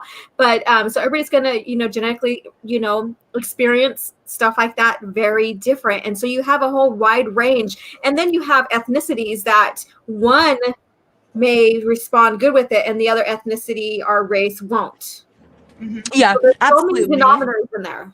Exactly. Yeah, there are some things to take in consideration. And I do think that that's an interesting thing to point out that, oh, girl, they're going to make an example out of you. But that is exactly what they're doing right now. Toe the line, right? Be a good little girl, or we will we will take away all of your cards and we will shove you in a corner, right? Be a good little mind slave. Yeah, be a good little girl and do exactly what we tell you. Say what we tell you to say. Do what we tell you to do. Tote the right lines. And don't say anything that can even be misconstrued as something that you shouldn't be saying. Otherwise, we will take you and we will nail your ass to a wall in front of the entire world to watch. And this girl had to leave freaking social media for it. Yep. Jesus Christ. In her circumstance, I don't know. I probably wouldn't leave. I probably I was hoping she wouldn't leave. Just like tell these people to mind their freaking business. But then again, I don't know if it's because, Black Panther 2, and she was just like, you know what, I don't, forget it. It's not worth it. And probably just she's clearly not completely red pilled, because she was the one talking about, how a female Avengers movie was just around the corner and how we totally needed that, right? Mm-hmm. Yeah, I remember that nonsense. One thing out of line, one toe out of line, not even intentional toe out of line, right? They eat their own. They eat their own. They do. They constantly eat their own. Mm-hmm. And speaking of eating their own, here's another piece that cracked me up. You know who Don Cheadle is? Don! Besides the fact that I don't like him and I like Terrence Howard. I agree. Thank you. Terrence Howard and Robert Downey Jr. Delicious. Absolutely delicious. You remember that? He walking away from you going, next time. And you're just like, yes, please, next time. Oh, God, I freaking love that. That's why I love the first Iron Man movie. But Don Cheadle, who is supposedly her co-star and a quote-unquote friend of hers, that he started on the right track. Because someone tried to say, Mr. Cheadle, I respect you a lot, but you can't say you oppose transphobia while opposing people getting well-deserved pushback for spreading transphobia. Okay. So he says, I'm not. If she went transphobe, fire away. But I'll personally take it to her if she said something crazy, not to Twitter. That's how I do it with friends, and I hope they do it with me if I F up. Trying to find it now.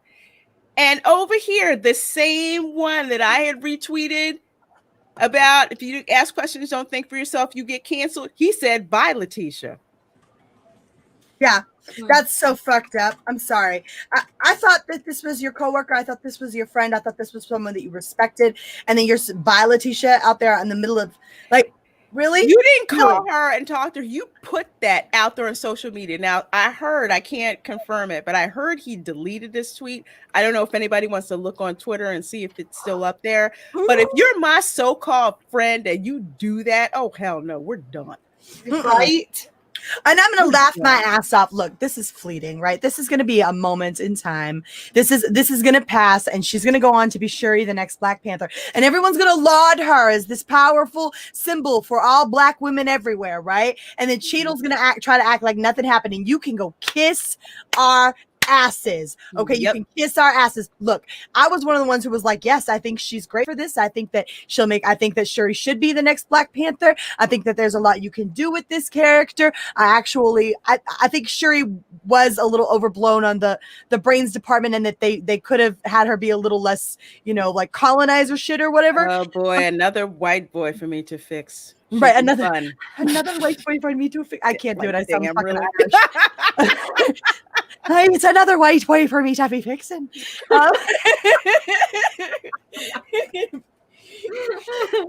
You bloody colonizers.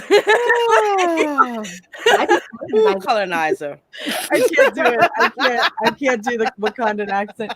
But like, that set aside, you can have this character learn some things, right? You can have her move forward and have her deal with the same kind of responsibilities that T'Challa knew. I know things, I swear. You can have her learn and go forward and understand that the world is more complicated than she initially realized, right? Have her step outside of that bubble. There's a lot for this girl that she can learn, right? And that's probably exactly what we're going to get from this character. And you, Don Cheadle, I'm sorry, but your Warhammer days are behind you. I don't know. Why are you still relevant? Who's talking to you? Like, who told you were still relevant? Did you have a movie coming up? No. Yeah, he's using this to try to be relevant. So he wants to, preach the narrative, because they get worried when they start disappearing. And that's why you have a lot of these people reeing at every little thing just to be noticed. Because Don Cheadle, every time I see you, I think, damn, that should have been Terrence Howard. I'm just like, I'm sorry, he could have tore that up. He could have tore that up. I agree. I agree. Yeah. Why you gotta be difficult, Terrence? Damn. Oh, but yes, that is the extent of just that particular crazy. And again, shout out to Data Racer 117 for culling and all that stuff together. Absolutely. All right, let's go ahead and get to some of these super chats so we can get to our final topic for the night, because we are running a little over. Like we said, we had just a doozy lineup for tonight, guys, and it was a little crazy. So Cal Clay for Canadian $2 says, "Have you seen Decent with Rosario Dawson? Please." I haven't seen it. I have not. Do you guys know what that is? Anybody know? No, I'll have to check it out. I love Rosario Dawson, so I will write that down now. Right. I will absolutely write it down. I like Rosario Dawson. She's a good actress. I do too. Yeah. I do too. I like her. Willie Woodward for $2. Hey, Willie, thank you. I guess it's hearts to you, ladies, and Tom. Y'all can make a weirdo smile. Aww. We don't think great. I love how we all just synchronized that shit. We got it down. Synchronizing now. Watch out, Tom. We're synchronizing now. No. Oh. It was adorable, and you know it. That shit was fucking precious. This sucks. He was just jealous because he didn't join in on time. Right, that's what it was. Cal Clay for $2 Canadian. Thank you so much. Bayer was worse. HIV blood given to hemophiliacs. Wow. I think I remember hearing something about that as well. Yeah, like seriously, there have been some crazy shit historically speaking when it comes to medical testing. And so like there are plenty of reasons to ask questions about this, guys. Lots of reasons. The same people accuse us of running Rose team. Yeah, it is the same people. And I'm sure that they will change their tune. Keep the receipts, guys. That's why we have these receipts. Keep those. Because when Letitia comes back and everybody starts telling a couple of years down the road her story about, how she was so mistreated by those neck-bearded incels, the ones that lived in their mother's basement, we have receipts. No, that's not what happened. You guys treated her like hot garbage. We never said anything that was anything other than, hey, we think you could do this with her character. That's it. We talk about her character. And don't give a damn about what she as a person says, because she's an actress and is not supposed to be telling me how to live my life. So I don't care. Right? Correct. All right. So we have ID Crisis at $4.99. Thank you so much. A Chinese government lab creates a thing I need a U.S. paid government lab to fix. Sucker play. I'm going to stay right the hell out of that. That is some high voltage stuff to touch right there. And I'm not going to let it disappear out there. Let it go. All right. Let's see here. Captain Spire for $5. Thank you so much for the super chat, Captain Spire. He said, I had the coof 20 days ago. I'm over it and I feel fine. The vaccine is just a weakened version of it and you still get symptoms. Either way works. I actually had the beer bug back in March of this year, and I haven't gotten it since. And honestly, it sucked. I was pretty sick for about 2 weeks. Laura probably remembers this. I was down and out, right? Like I was out for the count. And it did suck for a couple of weeks. I did not feel good at all. But I got over it, and now I'm just like, can't make me wear a mask, suckers. Catch me outside. How about that?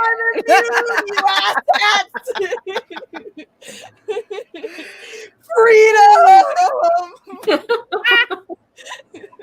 Yeah, but since you had it, you're still a carrier, so shouldn't you wear the mask? No, you don't. You can't transmit it after a few weeks. I think it's like 3 weeks or something like that. They say you're no longer. It may be less than that now, but at the time, I think it was like stay away from people for 3 weeks after you've had it. And don't infect them. 14 days. Sorry, Tom. They quarantine you for 14 days. Yeah. I'm already quarantined for 365 days out of the year. We're all quarantined. Doesn't matter whether you have it or not. Don't go anywhere and do anything. Don't even look at your dog funny because you're gonna And now he's bored. Okay. We're Okay. doing super chats, all right? No, you said we were like, never mind. All right. Go ahead, Lorraine. Let's see. Cal Kai for $5 Canadian. Problem with the vaccine is Pfizer quoted, unknown if you can still transmit when immune.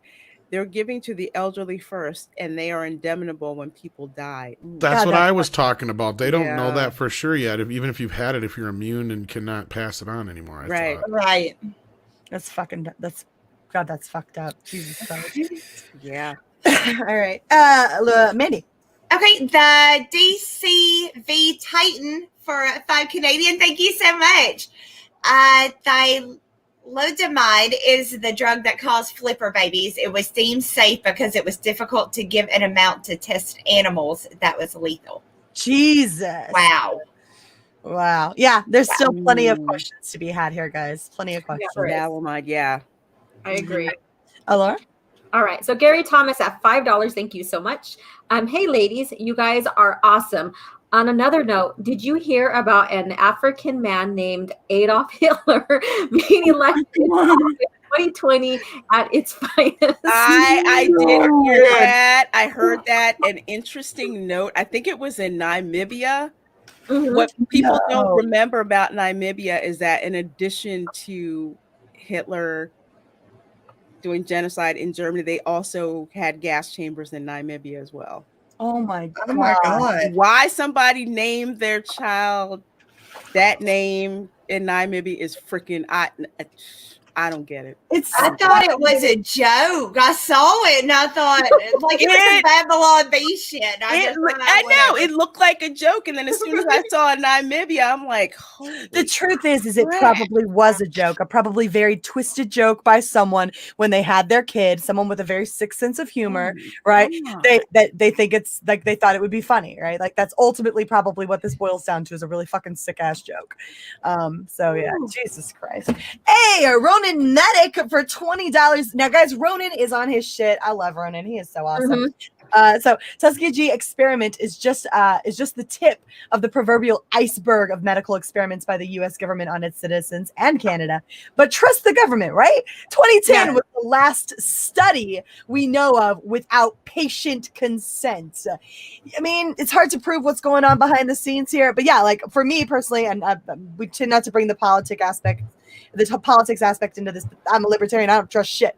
Like I don't trust jack shit. You all suck. Leave me alone. I'm not wearing a mask. Fuck you.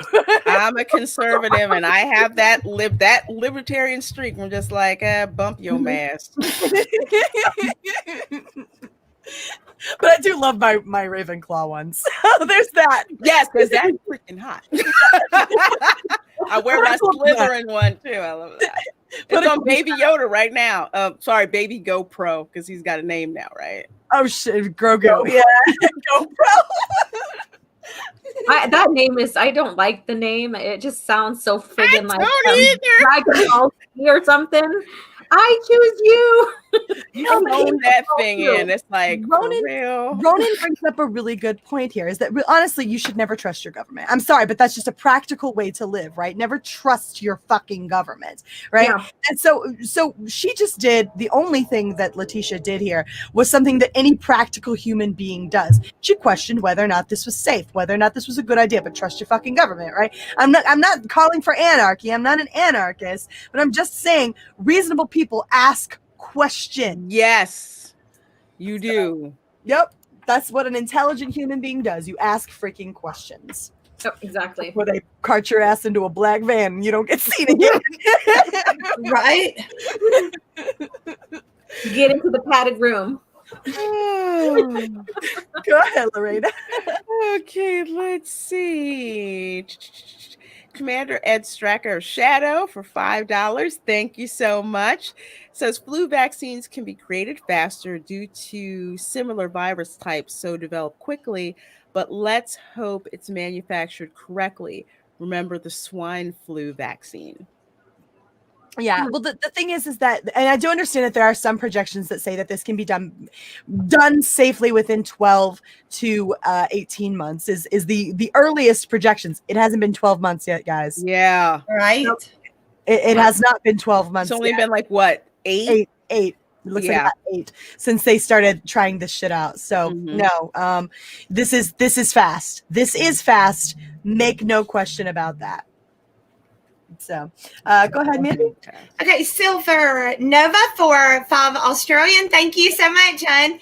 The people after Letitia, to quote Thanos, their demeanor is that of a pouty child.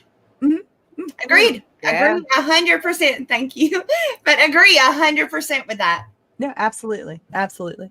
Alora. All right. So we have one from Trencher 1375, and I don't recognize that denominator. Is that part of his name? No, that's the denominator, I believe. Is that Norwegian? Is it Norwegian? I don't know. Corona? Let me look. In okay currency. Yeah, it's Norwegian Corona. Corona? Oh, okay. Yay, it was right. All right, so $50. Thank you. I'm just going to say that I disagree with anti-waxers, but it is important to meet people who worry what they expect and afford them their dignity. Hold on, what is that again? I disagree with anti-vaxxers, but it's important to meet people with it. Yeah, absolutely. Like, look, it's not your fucking life. You do you, honey boo. Yeah. Terminus for $5. Thank you so much, Terminus. We appreciate it. He said, COVID vax can give you a third eye, huh? More like turd eye if it lets you look inside your colon. I'm just saying, all these people have their heads up their asses. I wonder what's inside your butthole. Wonder what's inside your butthole. Yeah, maybe it's astronauts, maybe it's aliens. What's inside your butthole? What's inside? Oh man, she was killing it. Where am I? Okay, let's see. Oh, Mr. Tickle Trunks for another Canadian $5. Thank you so much. Appreciate it. Can we all agree that anti-social media like Twitter is a net negative for humanity yet? And surprising. It's like Twitter used to be nothing but a fun party and all your crazy friends were there and you just talked about crazy stuff. And now it's like it's a freaking cesspool, but it's like a cesspool they'll have to kick me off because I've been there for so long. There's people that I know that have been there for so long, but yeah, in general, it's turned into a mess and a means of propaganda, frankly. Yeah. I'm still there because puppies. Puppies, cat pictures, and crazy video. And otters. If you want to get on my good side over on Twitter, send me otters. All right. That's what I love otters. They're so otter or sea otters, or does it matter? In gator videos, because Alora posted a gator video. I'm like, holy crap, the gator's stuck halfway off the gate trying to get into the canal. So next time I piss you off, I just got to get you an otter. Oh, yeah, well, I mean, yeah, it ain't gonna hurt. What do otters eat? So I know what to order from Amazon. Fish. They eat fishies. They eat all kinds, and they break clams on their little tummies. I love them so much. Did we have any more super chats left? We do. We have a few more super chats here. I believe Mandy's the next, right? Yes. Cal Clay for 2 Canadian. Thank you so much. Warning, she gets rape ed. Oh, rap ed. Rap ed then gets revenge for it. I tried to fix it. Dolphin love. Yeah. Dolphin love. Yeah. Hold on. Where's my dolphin picture? I have a fucking. Hold on. Where is it? And thank you. Let me show you my dolphin picture. Oh, there we go. There we go. Marry the Christmas dolphin. Can you make the noise? I can do it when I'm laughing, but like to ask me to, that's the reason that they make fun of me for being a dolphin is because my laugh is that rolling thing or whatever. But I can't do it intentionally. I don't know. It is what it is. I'm gonna put a Santa head on this shit. There you go. All right, Alora, you're on Matt G. It looks like. Yes, it is. Matt G at $5. Thank you so much. Oh my gosh, Mandy, this Don Cheetos guy doesn't even know anything about transcendental people to say anything, as if. Jesus Christ. No. I love it. That was very clever. Oh my God. I love it. That's amazing. I gotta use that one. Like, oh my God, Don Cheetos used to be my favorite actress. Wow. Yeah. Trying really hard to fix this Santa hat. Here we go. Close enough. There you go. Yay. You are such a festive. shapeshifter. He's a shapeshifter. Marry the Christmas dolphin. All right, Willie Woodward for $10. Willie, you never have to apologize. You're so supportive, and we appreciate everything that you do for us here. Mhm. He says, "I can't do more, ladies. Kind of broke. We'll be listening. I got to work on that. We'll be listening. Got to work on that's a bit beyond me. Can't wait to show it to you. Take care, ladies and Tom. We'll try and be better to not be a creep. You're no creep. You're no not creep, Willie. No Not one at thinks all. you're a creep. We appreciate the hell out of you. Yes. You do. Laura threw up the belly top photo for you. No.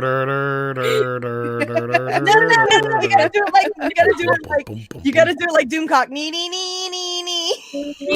I'm not stealing Doomcock's thing. Oh, it's a thing. No, everybody. I know. I want to do my own thing. Maybe I want to be my own Tom Cruise. Thank you very much. Wow. I'm gonna do my own thing. All right. You, Lorena? Let's see. Where the heck am I? ID Crisis. I think It's on the Okay. screen. ID Crisis $4.99. Thank you so very much for the super chat. Is this vaccine made with the same raw materials that we get from not the US? High voltage. I like that. So that's just it. I think it's a British vaccine that's coming out that she's referencing here. Yeah. And so I know nothing about this vaccine personally. So right? if you take it, it's going to make you talk all stuffy and give you proper posture. I feel like Bad teeth. I'm going to walk around. I talking already like got this. bad teeth. My teeth are lovely. I just don't know much about it, ID Crisis. We just don't know much about it. It's Yeah. let the Brits try it out first and see what happens to them. You guys take point on that. Yeah. We're in your corner. Good We luck. appreciate that. Oh my god. Well, I'm not going to, ever. Even if there's a fire. Yes, that. Go ahead, Mandy. Oh, hell yeah, I get to read Mr. Tickle Trunk. Woo! Like, what? $10 Canadian. Thank you so much. I love your name. Nobody ever changed their mind by being yelled at. And that is true. That is true. Mhm. Well, I mean, kids might if you take away their PlayStation while yelling at them. But Yeah, there still has to be an action other than just yelling. we're not your kids and you're not our parents. You're not even my real dad. Right? Shut up. And thank you.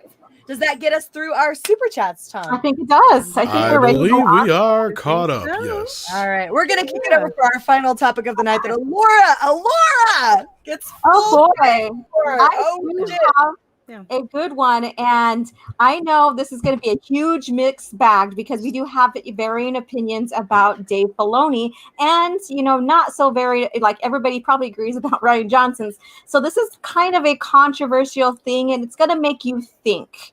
So thank you so much to Disney Star Wars is Dumb by Ichibaka for doing this blog, and I'm the one who tipped him off on this information as well. So. Yes, Queen. It's fitting. So Dave Filoni taught by Rian Johnson. Now, So we do have a history here of Dave Filoni. He spoke at a women's conference, and he basically was mocking audience or mocking fans about the Mary Sue trope and stuff, and basically kind of what but J.J. Abrams did.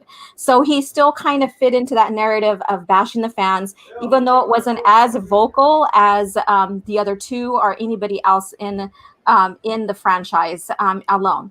So here, this is what I tipped off to Ichibaka. And what's so ironic is that we already know there's like trolls that, try to make fun of like the Star Wars group for posting things and stuff, or the greater community. Well, I got this off of someone that was trying to make fun of us, saying, oh yeah, Filoni doesn't like Rian Johnson. Well, look at this. So I pulled this up, and it says, but Filoni's greatest education as a live action director may have come on the set of Star Wars: The Last Jedi in early 2016. Filoni recounted that director Rian Johnson had me right up next to him with the camera. He shoved lenses in my hand and said, look through here. And mind you, this is when they're recording The Last Jedi. Mm-hmm. He would bring me along to show me how to block a scene. Rian was so supportive of my interest in doing live action, as was his producer, Ram Bergman. They really made me feel like this was something I could do. So mind you, this is back in like 2016-ish or 17, whenever they started filming for The Last Jedi. And then this conference here that he spoke at is around the same time, where he was like bashing the fans for calling Rey a Mary Sue. Mm-hmm. Yeah. Yeah, right around that time. Jesus Christ. Yeah, right around that time. And so we have fans, a lot of people say, well, Filoni's going against The Last Jedi, or they're not going to go into the sequel trilogy. They're not going to do this, and they're not going to do it. They're going to rewrite the sequel trilogy through The Mandalorian. But then when you look at Favreau's, I wish I would have pulled that up. I just now thought about that. But Favreau even mentioned that they're going to link everything to the First Order, which is a part of the sequel trilogy. So keep that in mind. Well, and look, I'm sorry, but if you think Filoni isn't on Rian Johnson's side after all of that, if you think he isn't going to be in his corner, you're crazy, right? Because, and I'm not saying it's not a good thing. It is, of course, a nice thing for a person to do for another person, right? But when you look at the outcome, when you look at what it is that we got with The Last Jedi, you have to think that some of that probably sank in to Dave Filoni, especially when you hear him saying shit like, I'm completely good with reworking the canon. Right? Like, to make these new stories work. I'm completely good with dismantling the canon and doing something differently.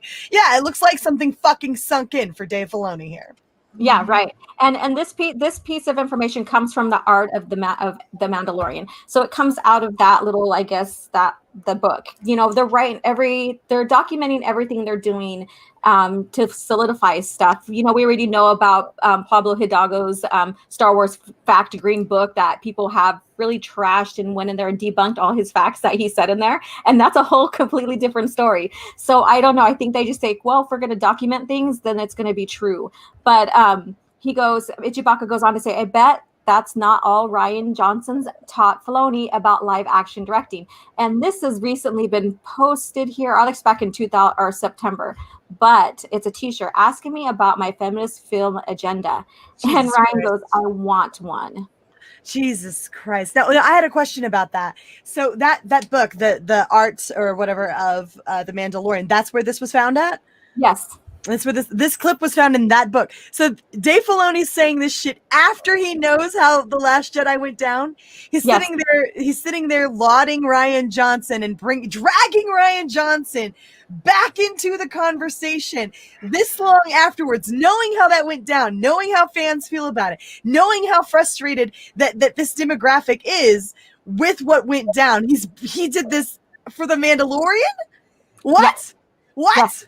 What? He's crediting him for teaching him to do film, because we know that he's an animation, he does animation and stuff, and he's never done anything live. So basically this tells me, and I think this might tell you guys, is that they were planning already to use him for something, and they used, inside the company, Disney Lucasfilm, they went ahead and had him trained by Rian Johnson. So there's a lot of I guess you could say support between the two and between everything that's going on within the franchise. That's how I see that. Jesus Christ, that's crazy. That is so crazy to me that he would like after knowing exactly how fans feel about this, like everybody's kind of tried to distance themselves from Rian Johnson since it all went down, right? Like even Kathleen, we don't know when his thing's gonna be, and Rian Johnson doesn't even know when his trilogy is gonna be, right? And nobody seems to want to talk about him at Lucasfilm anymore, right? Like people are just like, okay, we recognize that this is literal kryptonite, right? And that it's going to upset and frustrate fans.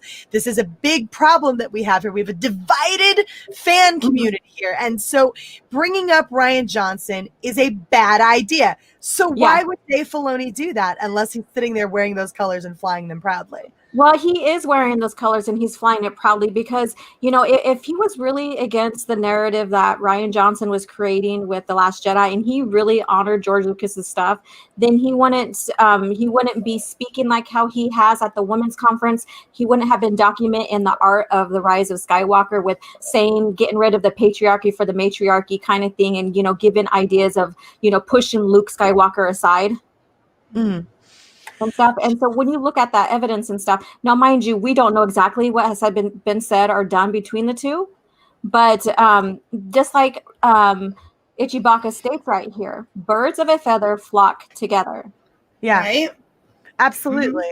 Absolutely. And Filoni's been pretty candid lately about his willingness to disrupt or to make changes to Star Wars continuity and canon, right? He's completely comfortable with that. And that's part of the big problem that we have here, right? Is that as we're moving forward, that respect for the continuity, that respect for the canon has been dismantled and set aside, right? Because clearly no one at Lucasfilm, and everybody keeps lauding Dave Filoni as the savior of Star Wars. And look, guys, I like Ahsoka. I love Clone Wars. Favreau, not Filoni. No, Filoni. I don't remember praising Filoni. We're talking about. Oh, Clone Wars. Yeah. Yeah. I never saw that. I didn't care. It was the stupidest movie ever. And the Clone Wars and the Clone Wars. Okay, so I'm not a big fan of Filoni, nor am I a big fan of the Clone Wars, but I do give credit where credit's due. I loved all the Clone Trooper art episodes. Sorry, Mary, I didn't mean to. I really like that when they really delved into the clone troops, the clones and themselves. And I'd like to point out, I really love those ones. There's Lord Vader in the chat. He said, how did Filoni say that he's willing to change canon? He did a lengthy article, or he did a lengthy interview with Vanity Fair where he discussed The Mandalorian and discussed that he would be willing to make changes to continuity and canon in order to facilitate that, right? Exactly. And so these aren't my words. This is Filoni. Filoni said that, right? I love Clone Wars. I love the Clone Wars, the animated series. I love the show. I love Ahsoka, and that nothing's going to change that, right? Like you're not going to get me to retroactively go back and be like, oh, in hindsight it sucks. No, I've had plenty of years to absorb how I feel about the Clone Wars and how I feel about Ahsoka. It's a wonderful series, but one wonderful series does not make a god of Star Wars. I'm sorry, but Dave Filoni is treading a very, very precarious line here. He's walking a very, very thin tightrope, because the truth is that you made something we love, but that doesn't prove that you love that you respect Star Wars. I'm not saying he doesn't love Star Wars, but within his own way. But I think he's far more interested in keeping alive his characters, in preserving his legacy, and not Star Wars characters and Star Wars legacy. And that's where my concern comes in. And I know that that's going to be incredibly controversial within this chat, because I know there are a lot of people in the chat who really do love Dave Filoni. But I have questions. I have concerns. When he starts throwing it out there that he's completely open to making Star Wars continuity and canon changes in order to facilitate his own storytelling, he begins to sound quite a bit like Rian Johnson to me. And that really does bother me. I didn't know anything about Dave Filoni. I didn't even freaking know who he was. Never watched the Clone Wars. Did not have any idea. As someone who's mainly watched the original trilogy and the prequel trilogy films, and a couple of EU novels, here and there, not a whole lot. To hear Filoni make a statement like that really does concern me. Yeah. Because it makes, to me, it tells me that you really don't have very much regard for the original material. That's what that He tells me. doesn't. You're not trying to make the original material fit what you're trying to do. You're trying to do it the other way. Yeah, they're trying to. He's trying to shove a square into a round hole, and it's not working. And he already tested the waters when George Lucas gave him free reign of the Clone Wars after he stepped away to record, like the Red Tail Hawks and stuff like that. And then and he even admits that he lied to George on several occasions, or he misstepped on some of the characters he brought in and stuff. So he lies and then he admits it. So at least he did that. But the biggest thing that many people talk about right now is when Ahsoka was to pass away. And George Lucas wanted her to be gone before, or by Order 66, because after that, in George's mind, it didn't fit. Mm-hmm. And then he took it and, went beyond that. So, and I'll go ahead and finish here. So readers may recall comments made by Filoni, at the Women's Conference in 2016 and mocked criticisms of the Mary Sue trope. Comments that echoed slogan from the feminist Gina Davis Institute. It should be noted that in 2016 is when The Last Jedi was have been in production. And readers may be also recall comments from Filoni published in The Art of the Rise of Skywalker, which we just talked about. When he spoke about shifting the franchise from patriarchal to matriarchal. Absolutely. And he did say that. He absolutely said that. It was literally his freaking idea. And that's so incredibly frustrating because I'm sorry, did Star Wars ever feel patriarchal? No. Never felt like that to me. No. I think that's a really, really heavy-handed way to describe Star Wars because your main hero happened to be a male. That doesn't make it patriarchal. Freaking Leia was so incredibly vibrant and strong and boisterous and capable. And at no point did she feel as though she were being oppressed by some patriarchal system, right? By a horrible empirical system that goes in and squashes planets' freedoms and literally blows her home planet up. Absolutely. Was she being squashed down by an empire? Yes. But not. Did we lose Mary? I think so. She froze. Uh-oh. You guys hear me? Yeah, you're back. I can now. Okay. That was weird. That was really, really freaking weird. But at no point does Star Wars feel patriarchal. And so to take it from one end of this perceived spectrum to the to actually making it the opposite end of the spectrum is really difficult for Star Wars fans to sit there and look at and go, yeah, but that's not right. That's altering the canon. That's changing things. Yeah. And I understand what Lord Vader was saying. Yes, I'm not saying he hasn't given us some good Star Wars content. He's also given us some shitty Star Wars content. Yeah, Rebels and I can't freaking watch Clone Wars. Sorry, just no. I love Clone Wars. Either. I love Clone Wars. I'm not so huge. Rebels has a couple good episodes. I'm sorry, the rest of it's pretty much garbage. And I'm sorry. That's just how I feel about it. It's pretty much garbage. And yes, Filoni absolutely said, what was it? He was talking about the makeup for Ahsoka Tano. Oh, you don't have to worry about whether or not she looks exactly like Ahsoka Tano, right? It's not that big a deal. Freaking Rosario Dawson was like, no, let me try out. I can do this, right? Like, I can do this. We want to try to preserve this. And he's like, oh, don't worry about it. It's his own freaking character, and he's not worried about whether or not she fits continuity. That's fucked up. I'm sorry, that's fucked up. That's why our head tails were so damn short. Jesus Christ. Why were they wrinkled like that? Yeah, thank you. They couldn't iron that shit before she went out there. Steam it, something. I think they just went cheap. I think that they spent most of the money on the facial makeup, and then when it came to the head tails, they just cheaped out on it. Because thank you, Mandy, because that was driving me up a freaking wall. I wanted to sneak up and straighten it. Yes, like my OCD kicked in, and I wanted to know that every time it would show it on screen. I would That's what happens when the showrunner just is not on point. I mean, stuff like no. Look, it's not. Look, I'm not trying to be a nitpicker here because there's a time and place, right? And it's important to appreciate what's good. And I do believe that for the most part, this season of The Mandalorian has been good, right? And I enjoy it. But there are some things that don't line up. Her head tails should be longer. They should be longer, and they shouldn't be wrinkled like that. They really shouldn't have looked. They shouldn't have looked the way that they looked, right? She should have been, in terms of continuity, she should have had longer head tails. Those things grow their entire lives. And Ahsoka's a lot older now. It was older in Rebel. They were longer in Rebels. Right? They were longer than that in Rebels. Yes. But they And made them. he even states in there that, he's not worried about the continuity of characters either.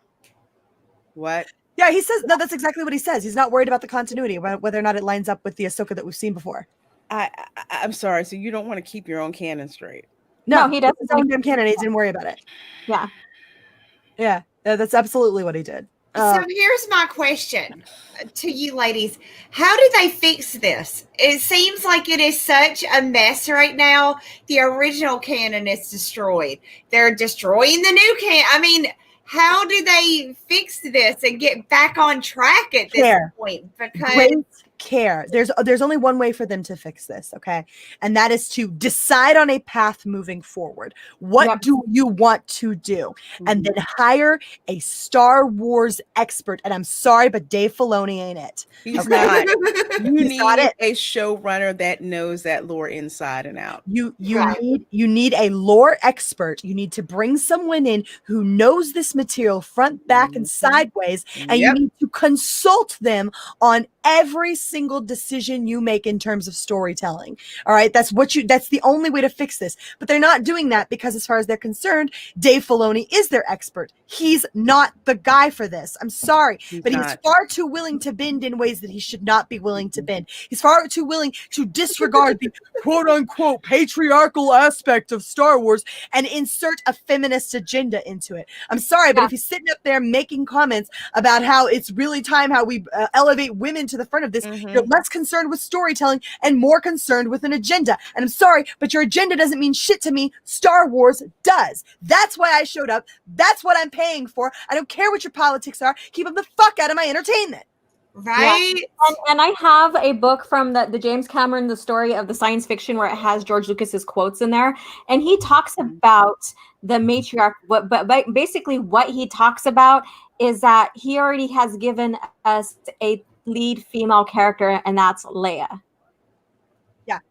Yeah, but we all knew that already. And yet Disney, Star Wars is telling us that we've never had a lead female character. And George is even in there in that interview saying that it should be obvious that Leia is the lead female character, basically.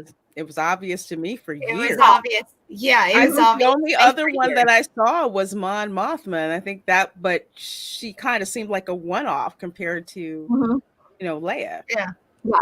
Lord Vader, you're entitled to your opinion, and I would never sit here and attempt to tell you that you can't think whatever you want to think because it's your mind and you're entitled to it. That being said, I disagree with the notion that Dave Filoni has given us good Star Wars content for a decade. I disagree with that so wholeheartedly I cannot even see straight. And the reason being is because Clone Wars is now 7 seasons long. The movie sucks. The first couple seasons suck. The last bit of it is amazing and outstanding, and I love it and adore it. I don't care for Rebels, and I don't give a shit about that other fucking show he did. I'm sorry, but he's sitting partially a third of the way to good content. He's done 3 things, and part of one of them was great.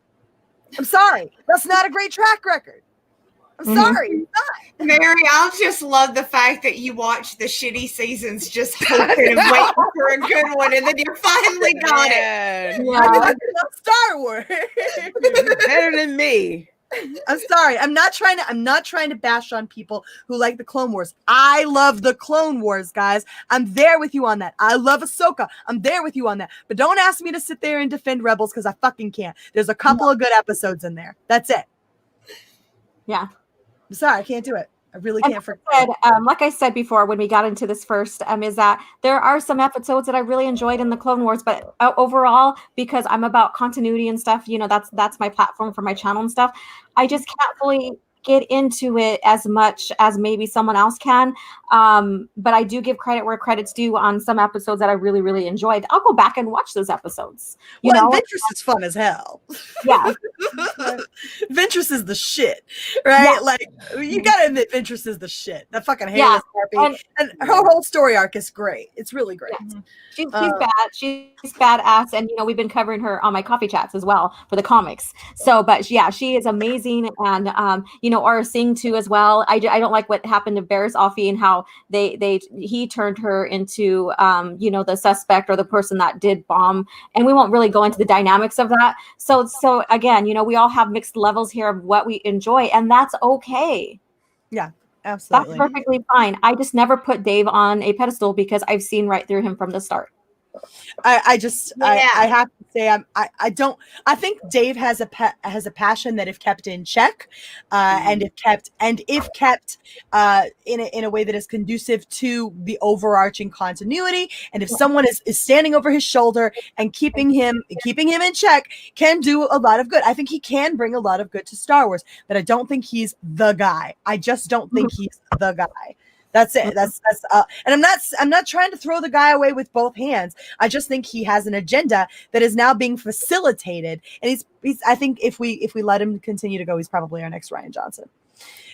And the thing is I think by the time we get that far, so many of the fans will be so far removed from the original good content that they're not going to care anymore, and that's frustrating for me because you lose something genuinely wonderful in that process. Mm-hmm. Yeah. So this is we're coming to a conclusion then, so we can move on to super chats and everything. But yeah, this is just the next. I think there'll be some more compelling evidence, like the puzzle pieces are fitting together in here. Yeah, he may not be as vocal as those directors were, especially Rian Johnson, and he may not be as a bad writer as Rian Johnson, and yeah, Rian Johnson did help him with filming and stuff, live action. And, so he gave credit where his credit is due. Yes. But we know that, people are assuming, and I say assuming, or people think that, Filoni is not liking what Rian Johnson did with The Last Jedi, and that him and Favreau are trying to steer away from it. And I don't think that's the fact at all. I really don't. No, that's very clearly not the case. Not when he's sitting there lauding what a wonderful, great guy he is. And maybe behind the scenes Rian Johnson did help him, and that's fine and everything, but very clearly they're on the same agenda page, and that for me is frustrating because that's so clear at this point that there's an agenda in place for Dave Filoni, even if it's not his own, which was something I tried to give him the benefit of the doubt on for a while. There was like, it's probably not his own. He's probably just trying to toe the line, so he can get where he wants to be, but that doesn't seem to be the case. More and more and more, we see him coming out with things like matriarchal bullshit, and you're sitting there having him sign off on it, and I'm just like, yeah, this isn't looking good. This isn't looking good. So we'll see. I'm waiting for them. They're gonna. You wait. Give them season 3, and they'll start throwing this shit into Mandalorian too. Yeah, it's already, there's hints of what's going on already. You just gotta, pay attention to it. I say enjoy the Mandalorian. If you do, that's fine. There's some things I like about it. There's a lot of things I'm like, okay, whatever. It is what it is. People are, like I said, are going to pick and choose what they like with Star Wars, whether it's the original lore or the new canon or in between. That's just fact. So, all right. So you guys ready for the super chat? Yeah, but I just want to point out that's one of the reasons I love you so much, Alora, is that you and I tend to disagree a lot on Mandalorian, and we still always have these wonderful conversations, and you're always so respectful of it, and that's just one of the reasons I freaking adore you so much, is because Alora and I loved this last episode. I was all about it, and I know that Alora has a lot more problems with it than I do, and we still always come to the table together. So yeah, I love her for it's always that. good to have share different perspectives because we learn. Absolutely. All right, we got a few super chats here we're going to dive into, and I'll kick us off with this. Arasaka, I hope I said that correctly, for $5 says, Lorena is a Bond villain confirmed. She's Slytherin and has a lap cat. Yes! I keep trying to say, I don't think Lorena's a real Slytherin. Like, I feel like she's got to fit into the Ravenclaw house. I don't. I took the test 3 times, and I just get too excited when I go into dervish and bandages, and I see like the Death Eater masks. And oh my God, girl! No. Like Lucius Malfoy's cane with the wand. Yeah. You guys need to send me that test because I want to know what I am. I haven't done it. I feel like Allura would probably be a Hufflepuff. Honestly, she's so sweet. You know what I mean? Like, I feel like she's so sweet. She would have to be a Hufflepuff, right? Okay. I don't know. I might put her in Gryffindor though. I don't know. Huffledore too. Make her a Huffledore. A Griffin Puff. You guys are making me hungry. Stop it. No one's talking about food, Tom. Yeah, but it sounds like food. Tacos. Go ahead, Lorena. Yeah. Okay, Silver Nova for $5 Australian. Thank you. Rian Johnson can only teach 3 things: how to lose money, how to alienate people, and where you need to go to purchase a large, round, oversized hat. Also, how to lose Okay. friends and family and supporters with one move. Yes. That was hilarious. Oh, Shit. God. Okay. 16-bit mascot for $5. Thank you so much. Thanks for keeping it real tonight, ladies, with some bonus Tom-splaining. I'm going to fill out all the allotted characters, so on and so forth and stuff. Thank you. Boy, that escalated quickly. It's not a toxic femme without a little bit of Tom-splaining. Am I right? Right. That's my job. All right, Trace XL at $5. Thank you so much. Looks at Amy Nicholson's shirt. No, I don't think I will. Dude, I love that meme. I love that meme so much. Freaking Andrew's always throwing that meme. I'm like, no, I don't think I will. And I could just see him as a little old man telling everybody to shove it. That is amazing. I love that meme so much. That G for $5 says, can't bring in a lore expert till sequels are retconned because there's no point if all roads still lead to those. This is one of the reasons why I keep advocating for us to go to a different area of Star Wars. We are too stuck. Star Wars spans millennia. Okay, it is such a long story that spans so many things. We need to get out of this area. We really need to get out of this area and work in a different area altogether and just start the fuck over. But leave Revan and Bastila alone, please. I do not trust you yet. Right. That's all I'm trying to say. That's not true. That's impossible. Was that fat Luke? That's what Luke says. I know that's what Luke says. Literally what I said was that fat Luke. I know you were Anakin Skywalker, a Jedi. Like, whatever. I forget. Like my father. Right, Fuck you, Hutt. Fuck you, Jabba the Hutt. Give me Han Solo. Oh my gosh. You oversized slug. I'll fuck you up. Oh my God. No, Leia fucked him up. I'll use my Jedi powers like all over your face. Dude, no. Luke fell into a freaking pit. Yeah, and he beat up this big monster that was like He fell a into dinosaur. a transport pit and had to jump around. Leia's the one who kicked freaking Jabba's ass. He killed it with a bone. Wow. Okay. Well, Terminus EST for $5. Thank you so much. Filoni rarely posts on Twitter. I guess he doesn't want to be called a Twitter villain. Oh! That was good. I liked it. Go ahead, Amanda. You got Matt G here? Oh, yeah. Matt G for $5. Thank you.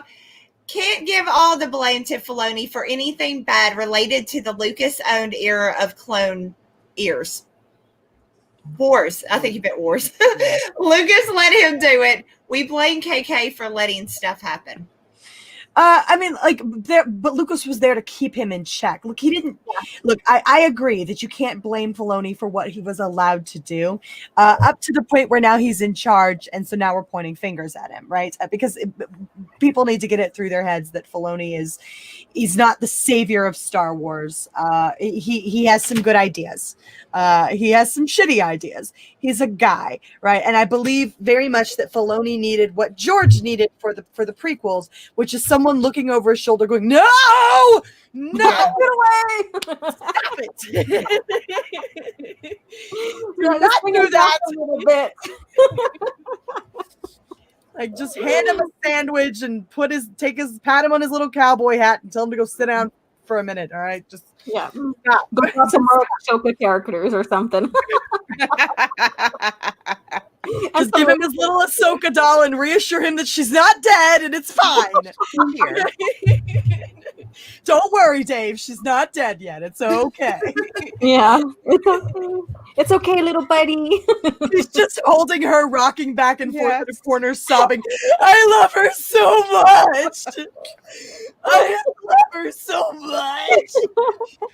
Oh, God, blowing snot bubbles while he's crying. Good.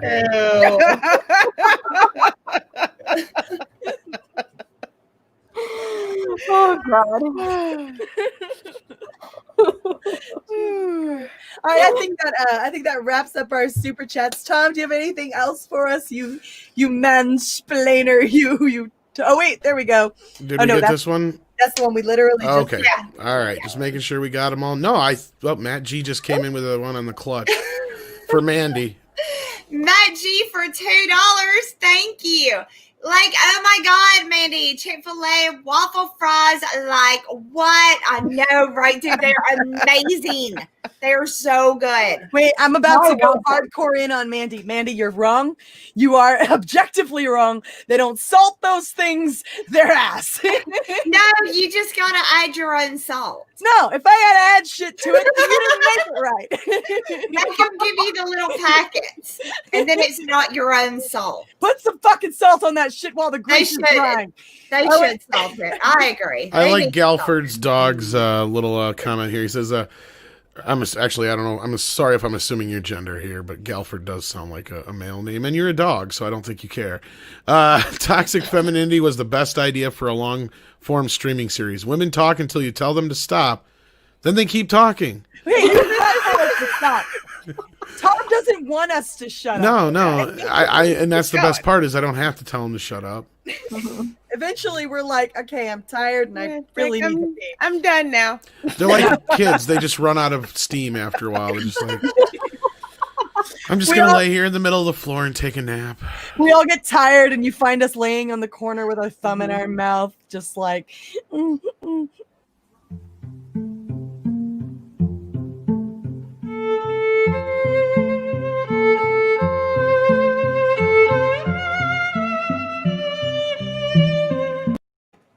Exactly. That's literally what Mary looks like by the end of the show. That's exactly what I looks like. You just find her laying by her computer. I crawl into the nice hot bathtub. So that's I get my glass of wine and face plant in bed. You're just trying to get Willie all excited there now. Hey, we got a couple more super chats here, ladies, and whoever wants to take them. Who read last? Mandy did the last one, but that was. Go ahead, Laura. Okay, so is it Terminus? Yes. This one right here. Mm-hmm.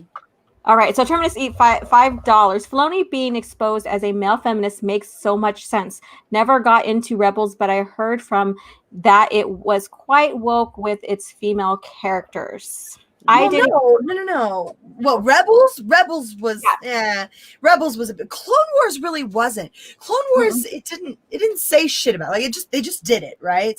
Mm-hmm. Rebels, they pointed at it a bit. So it wasn't super woke, but they did point at it from time to time, and it was a little annoying. Yeah, and also the story plot just wasn't that great.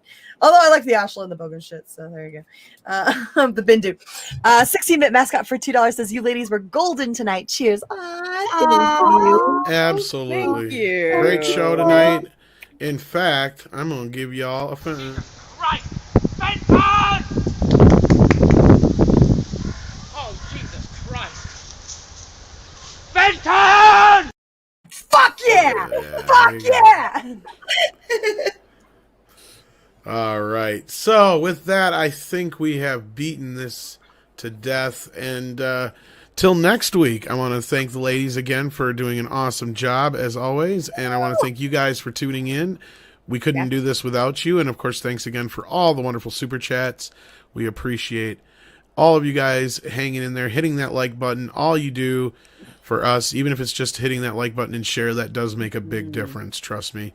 Thanks again, guys. Anything you guys want to say before we go and do our outros here? Anything about tonight's stories? Nothing else? We're good to go? Okay. I think we're good. All right. We are. Let's start with Alora down there in the corner. Alora, tell them a little bit about yourself, and I'll share your link in the chat. All right. Thank you guys for coming and listening to these interesting topics. I had a great time with the ladies as always. And you can find me on my channel, OG Star Wars, and also on Twitter. And Thursday will be Coffee Chat again. And we'll be talking about the Clone Wars. Ayla Secura is going to be one of the main topics, our Clone Wars comics that we're going to talk about. So come on in and yeah, I think that should be it for this week. Oh, and Queen's Council as well. So I'll be on there on Queen's Council. So you guys join us Thursday night on whose channel is it going to be? Lorena? Christy's channel. Yeah. Yeah. Yeah. So come and join us there. And again, thank you guys so much. You guys are amazing. All right. Mandy, why don't you tell the folks where they can find you and a little about yourself real quick?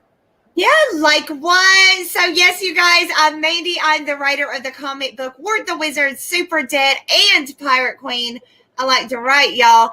Check out my books on Indiegogo. And also don't forget to head over to my YouTube channel at Mandy Summers and give me a sub and a like and come hang out with me and play games. And we can talk about some amazing comic books. Like what? Plus I hit 3K tonight and I'm just so excited. Congratulations. Thank y'all. Yeah, you totally hit like 3,1000. I know. Like, I didn't think that I would, but then like I did, and I was like, what? Mind blown. Whatever. So much better than 20,1000. All right. Next, we got Lorena Creole. Please tell the folks about you yourself. Hey, everybody. I'm Lorena Creole, bringing you that spice to sci-fi and pop culture analysis. I have 2 live streams during the week on my channel. Sundays at 8 p.m. Eastern, my Welcome to Florida live stream, where we talk about all kinds of crazy Florida man stuff, Florida history, dismal Disney theme park types of things, and just generally have a great time. Tuesday, actually, I'm doing a premiere video series where I actually interviewed 19K Fox. So that is going to premiere tomorrow on my channel at 12 noon. And on Thursdays at 7 p.m., you can find me over on Justin Proper's channel for This Week in BS. 9 p.m. on Thursdays is the Queen's Council, which again is going to be on According to Christie's channel, and I'll be on there with OG Star Wars. On Friday at 9 a.m., I'm on Loki's Mornings of Mischief over on Loki's channel. And at 12 p.m., I have my Lorena's Lunch Table live stream where I will be interviewing Orange Hat Reviews, who'll be hanging out with us. And of course, once a month on the Fandom Menace on Mary Mayhem's channel. And as always, love being here with you guys on Monday nights at 10 p.m. Thank you guys so much for hanging out with us, supporting the channel. We love you guys. Absolutely. Absolutely. Okay. All right. And last but not least, our hostess with the most. Shut up. I had the button muted and I didn't know it. Do you want me to let you plug it? I could end the show. I can end that shit right now. I brought this show into the world. I will take it out. That's what my grandma used to say to her kids. Whenever Make another one look just like it. Grandma said it too. Your grandma. Yep. All right. Last but not least, our hostess with the mostest, Miss Mary B. Well, hey guys, I am Mary B. I am the mistress of mayhem, disruptor of the narrative, and official Whammon card holder. You can find me over my channel, Mary Mayhem, where I talk about newsy news stuff during the week, and I also have a little fun on the weekends. And if you take your kid to a mall Santa who tells your child they can't have a Nerf gun, I thoroughly endorse. That's some bullshit. I'm kicking him in the nuts.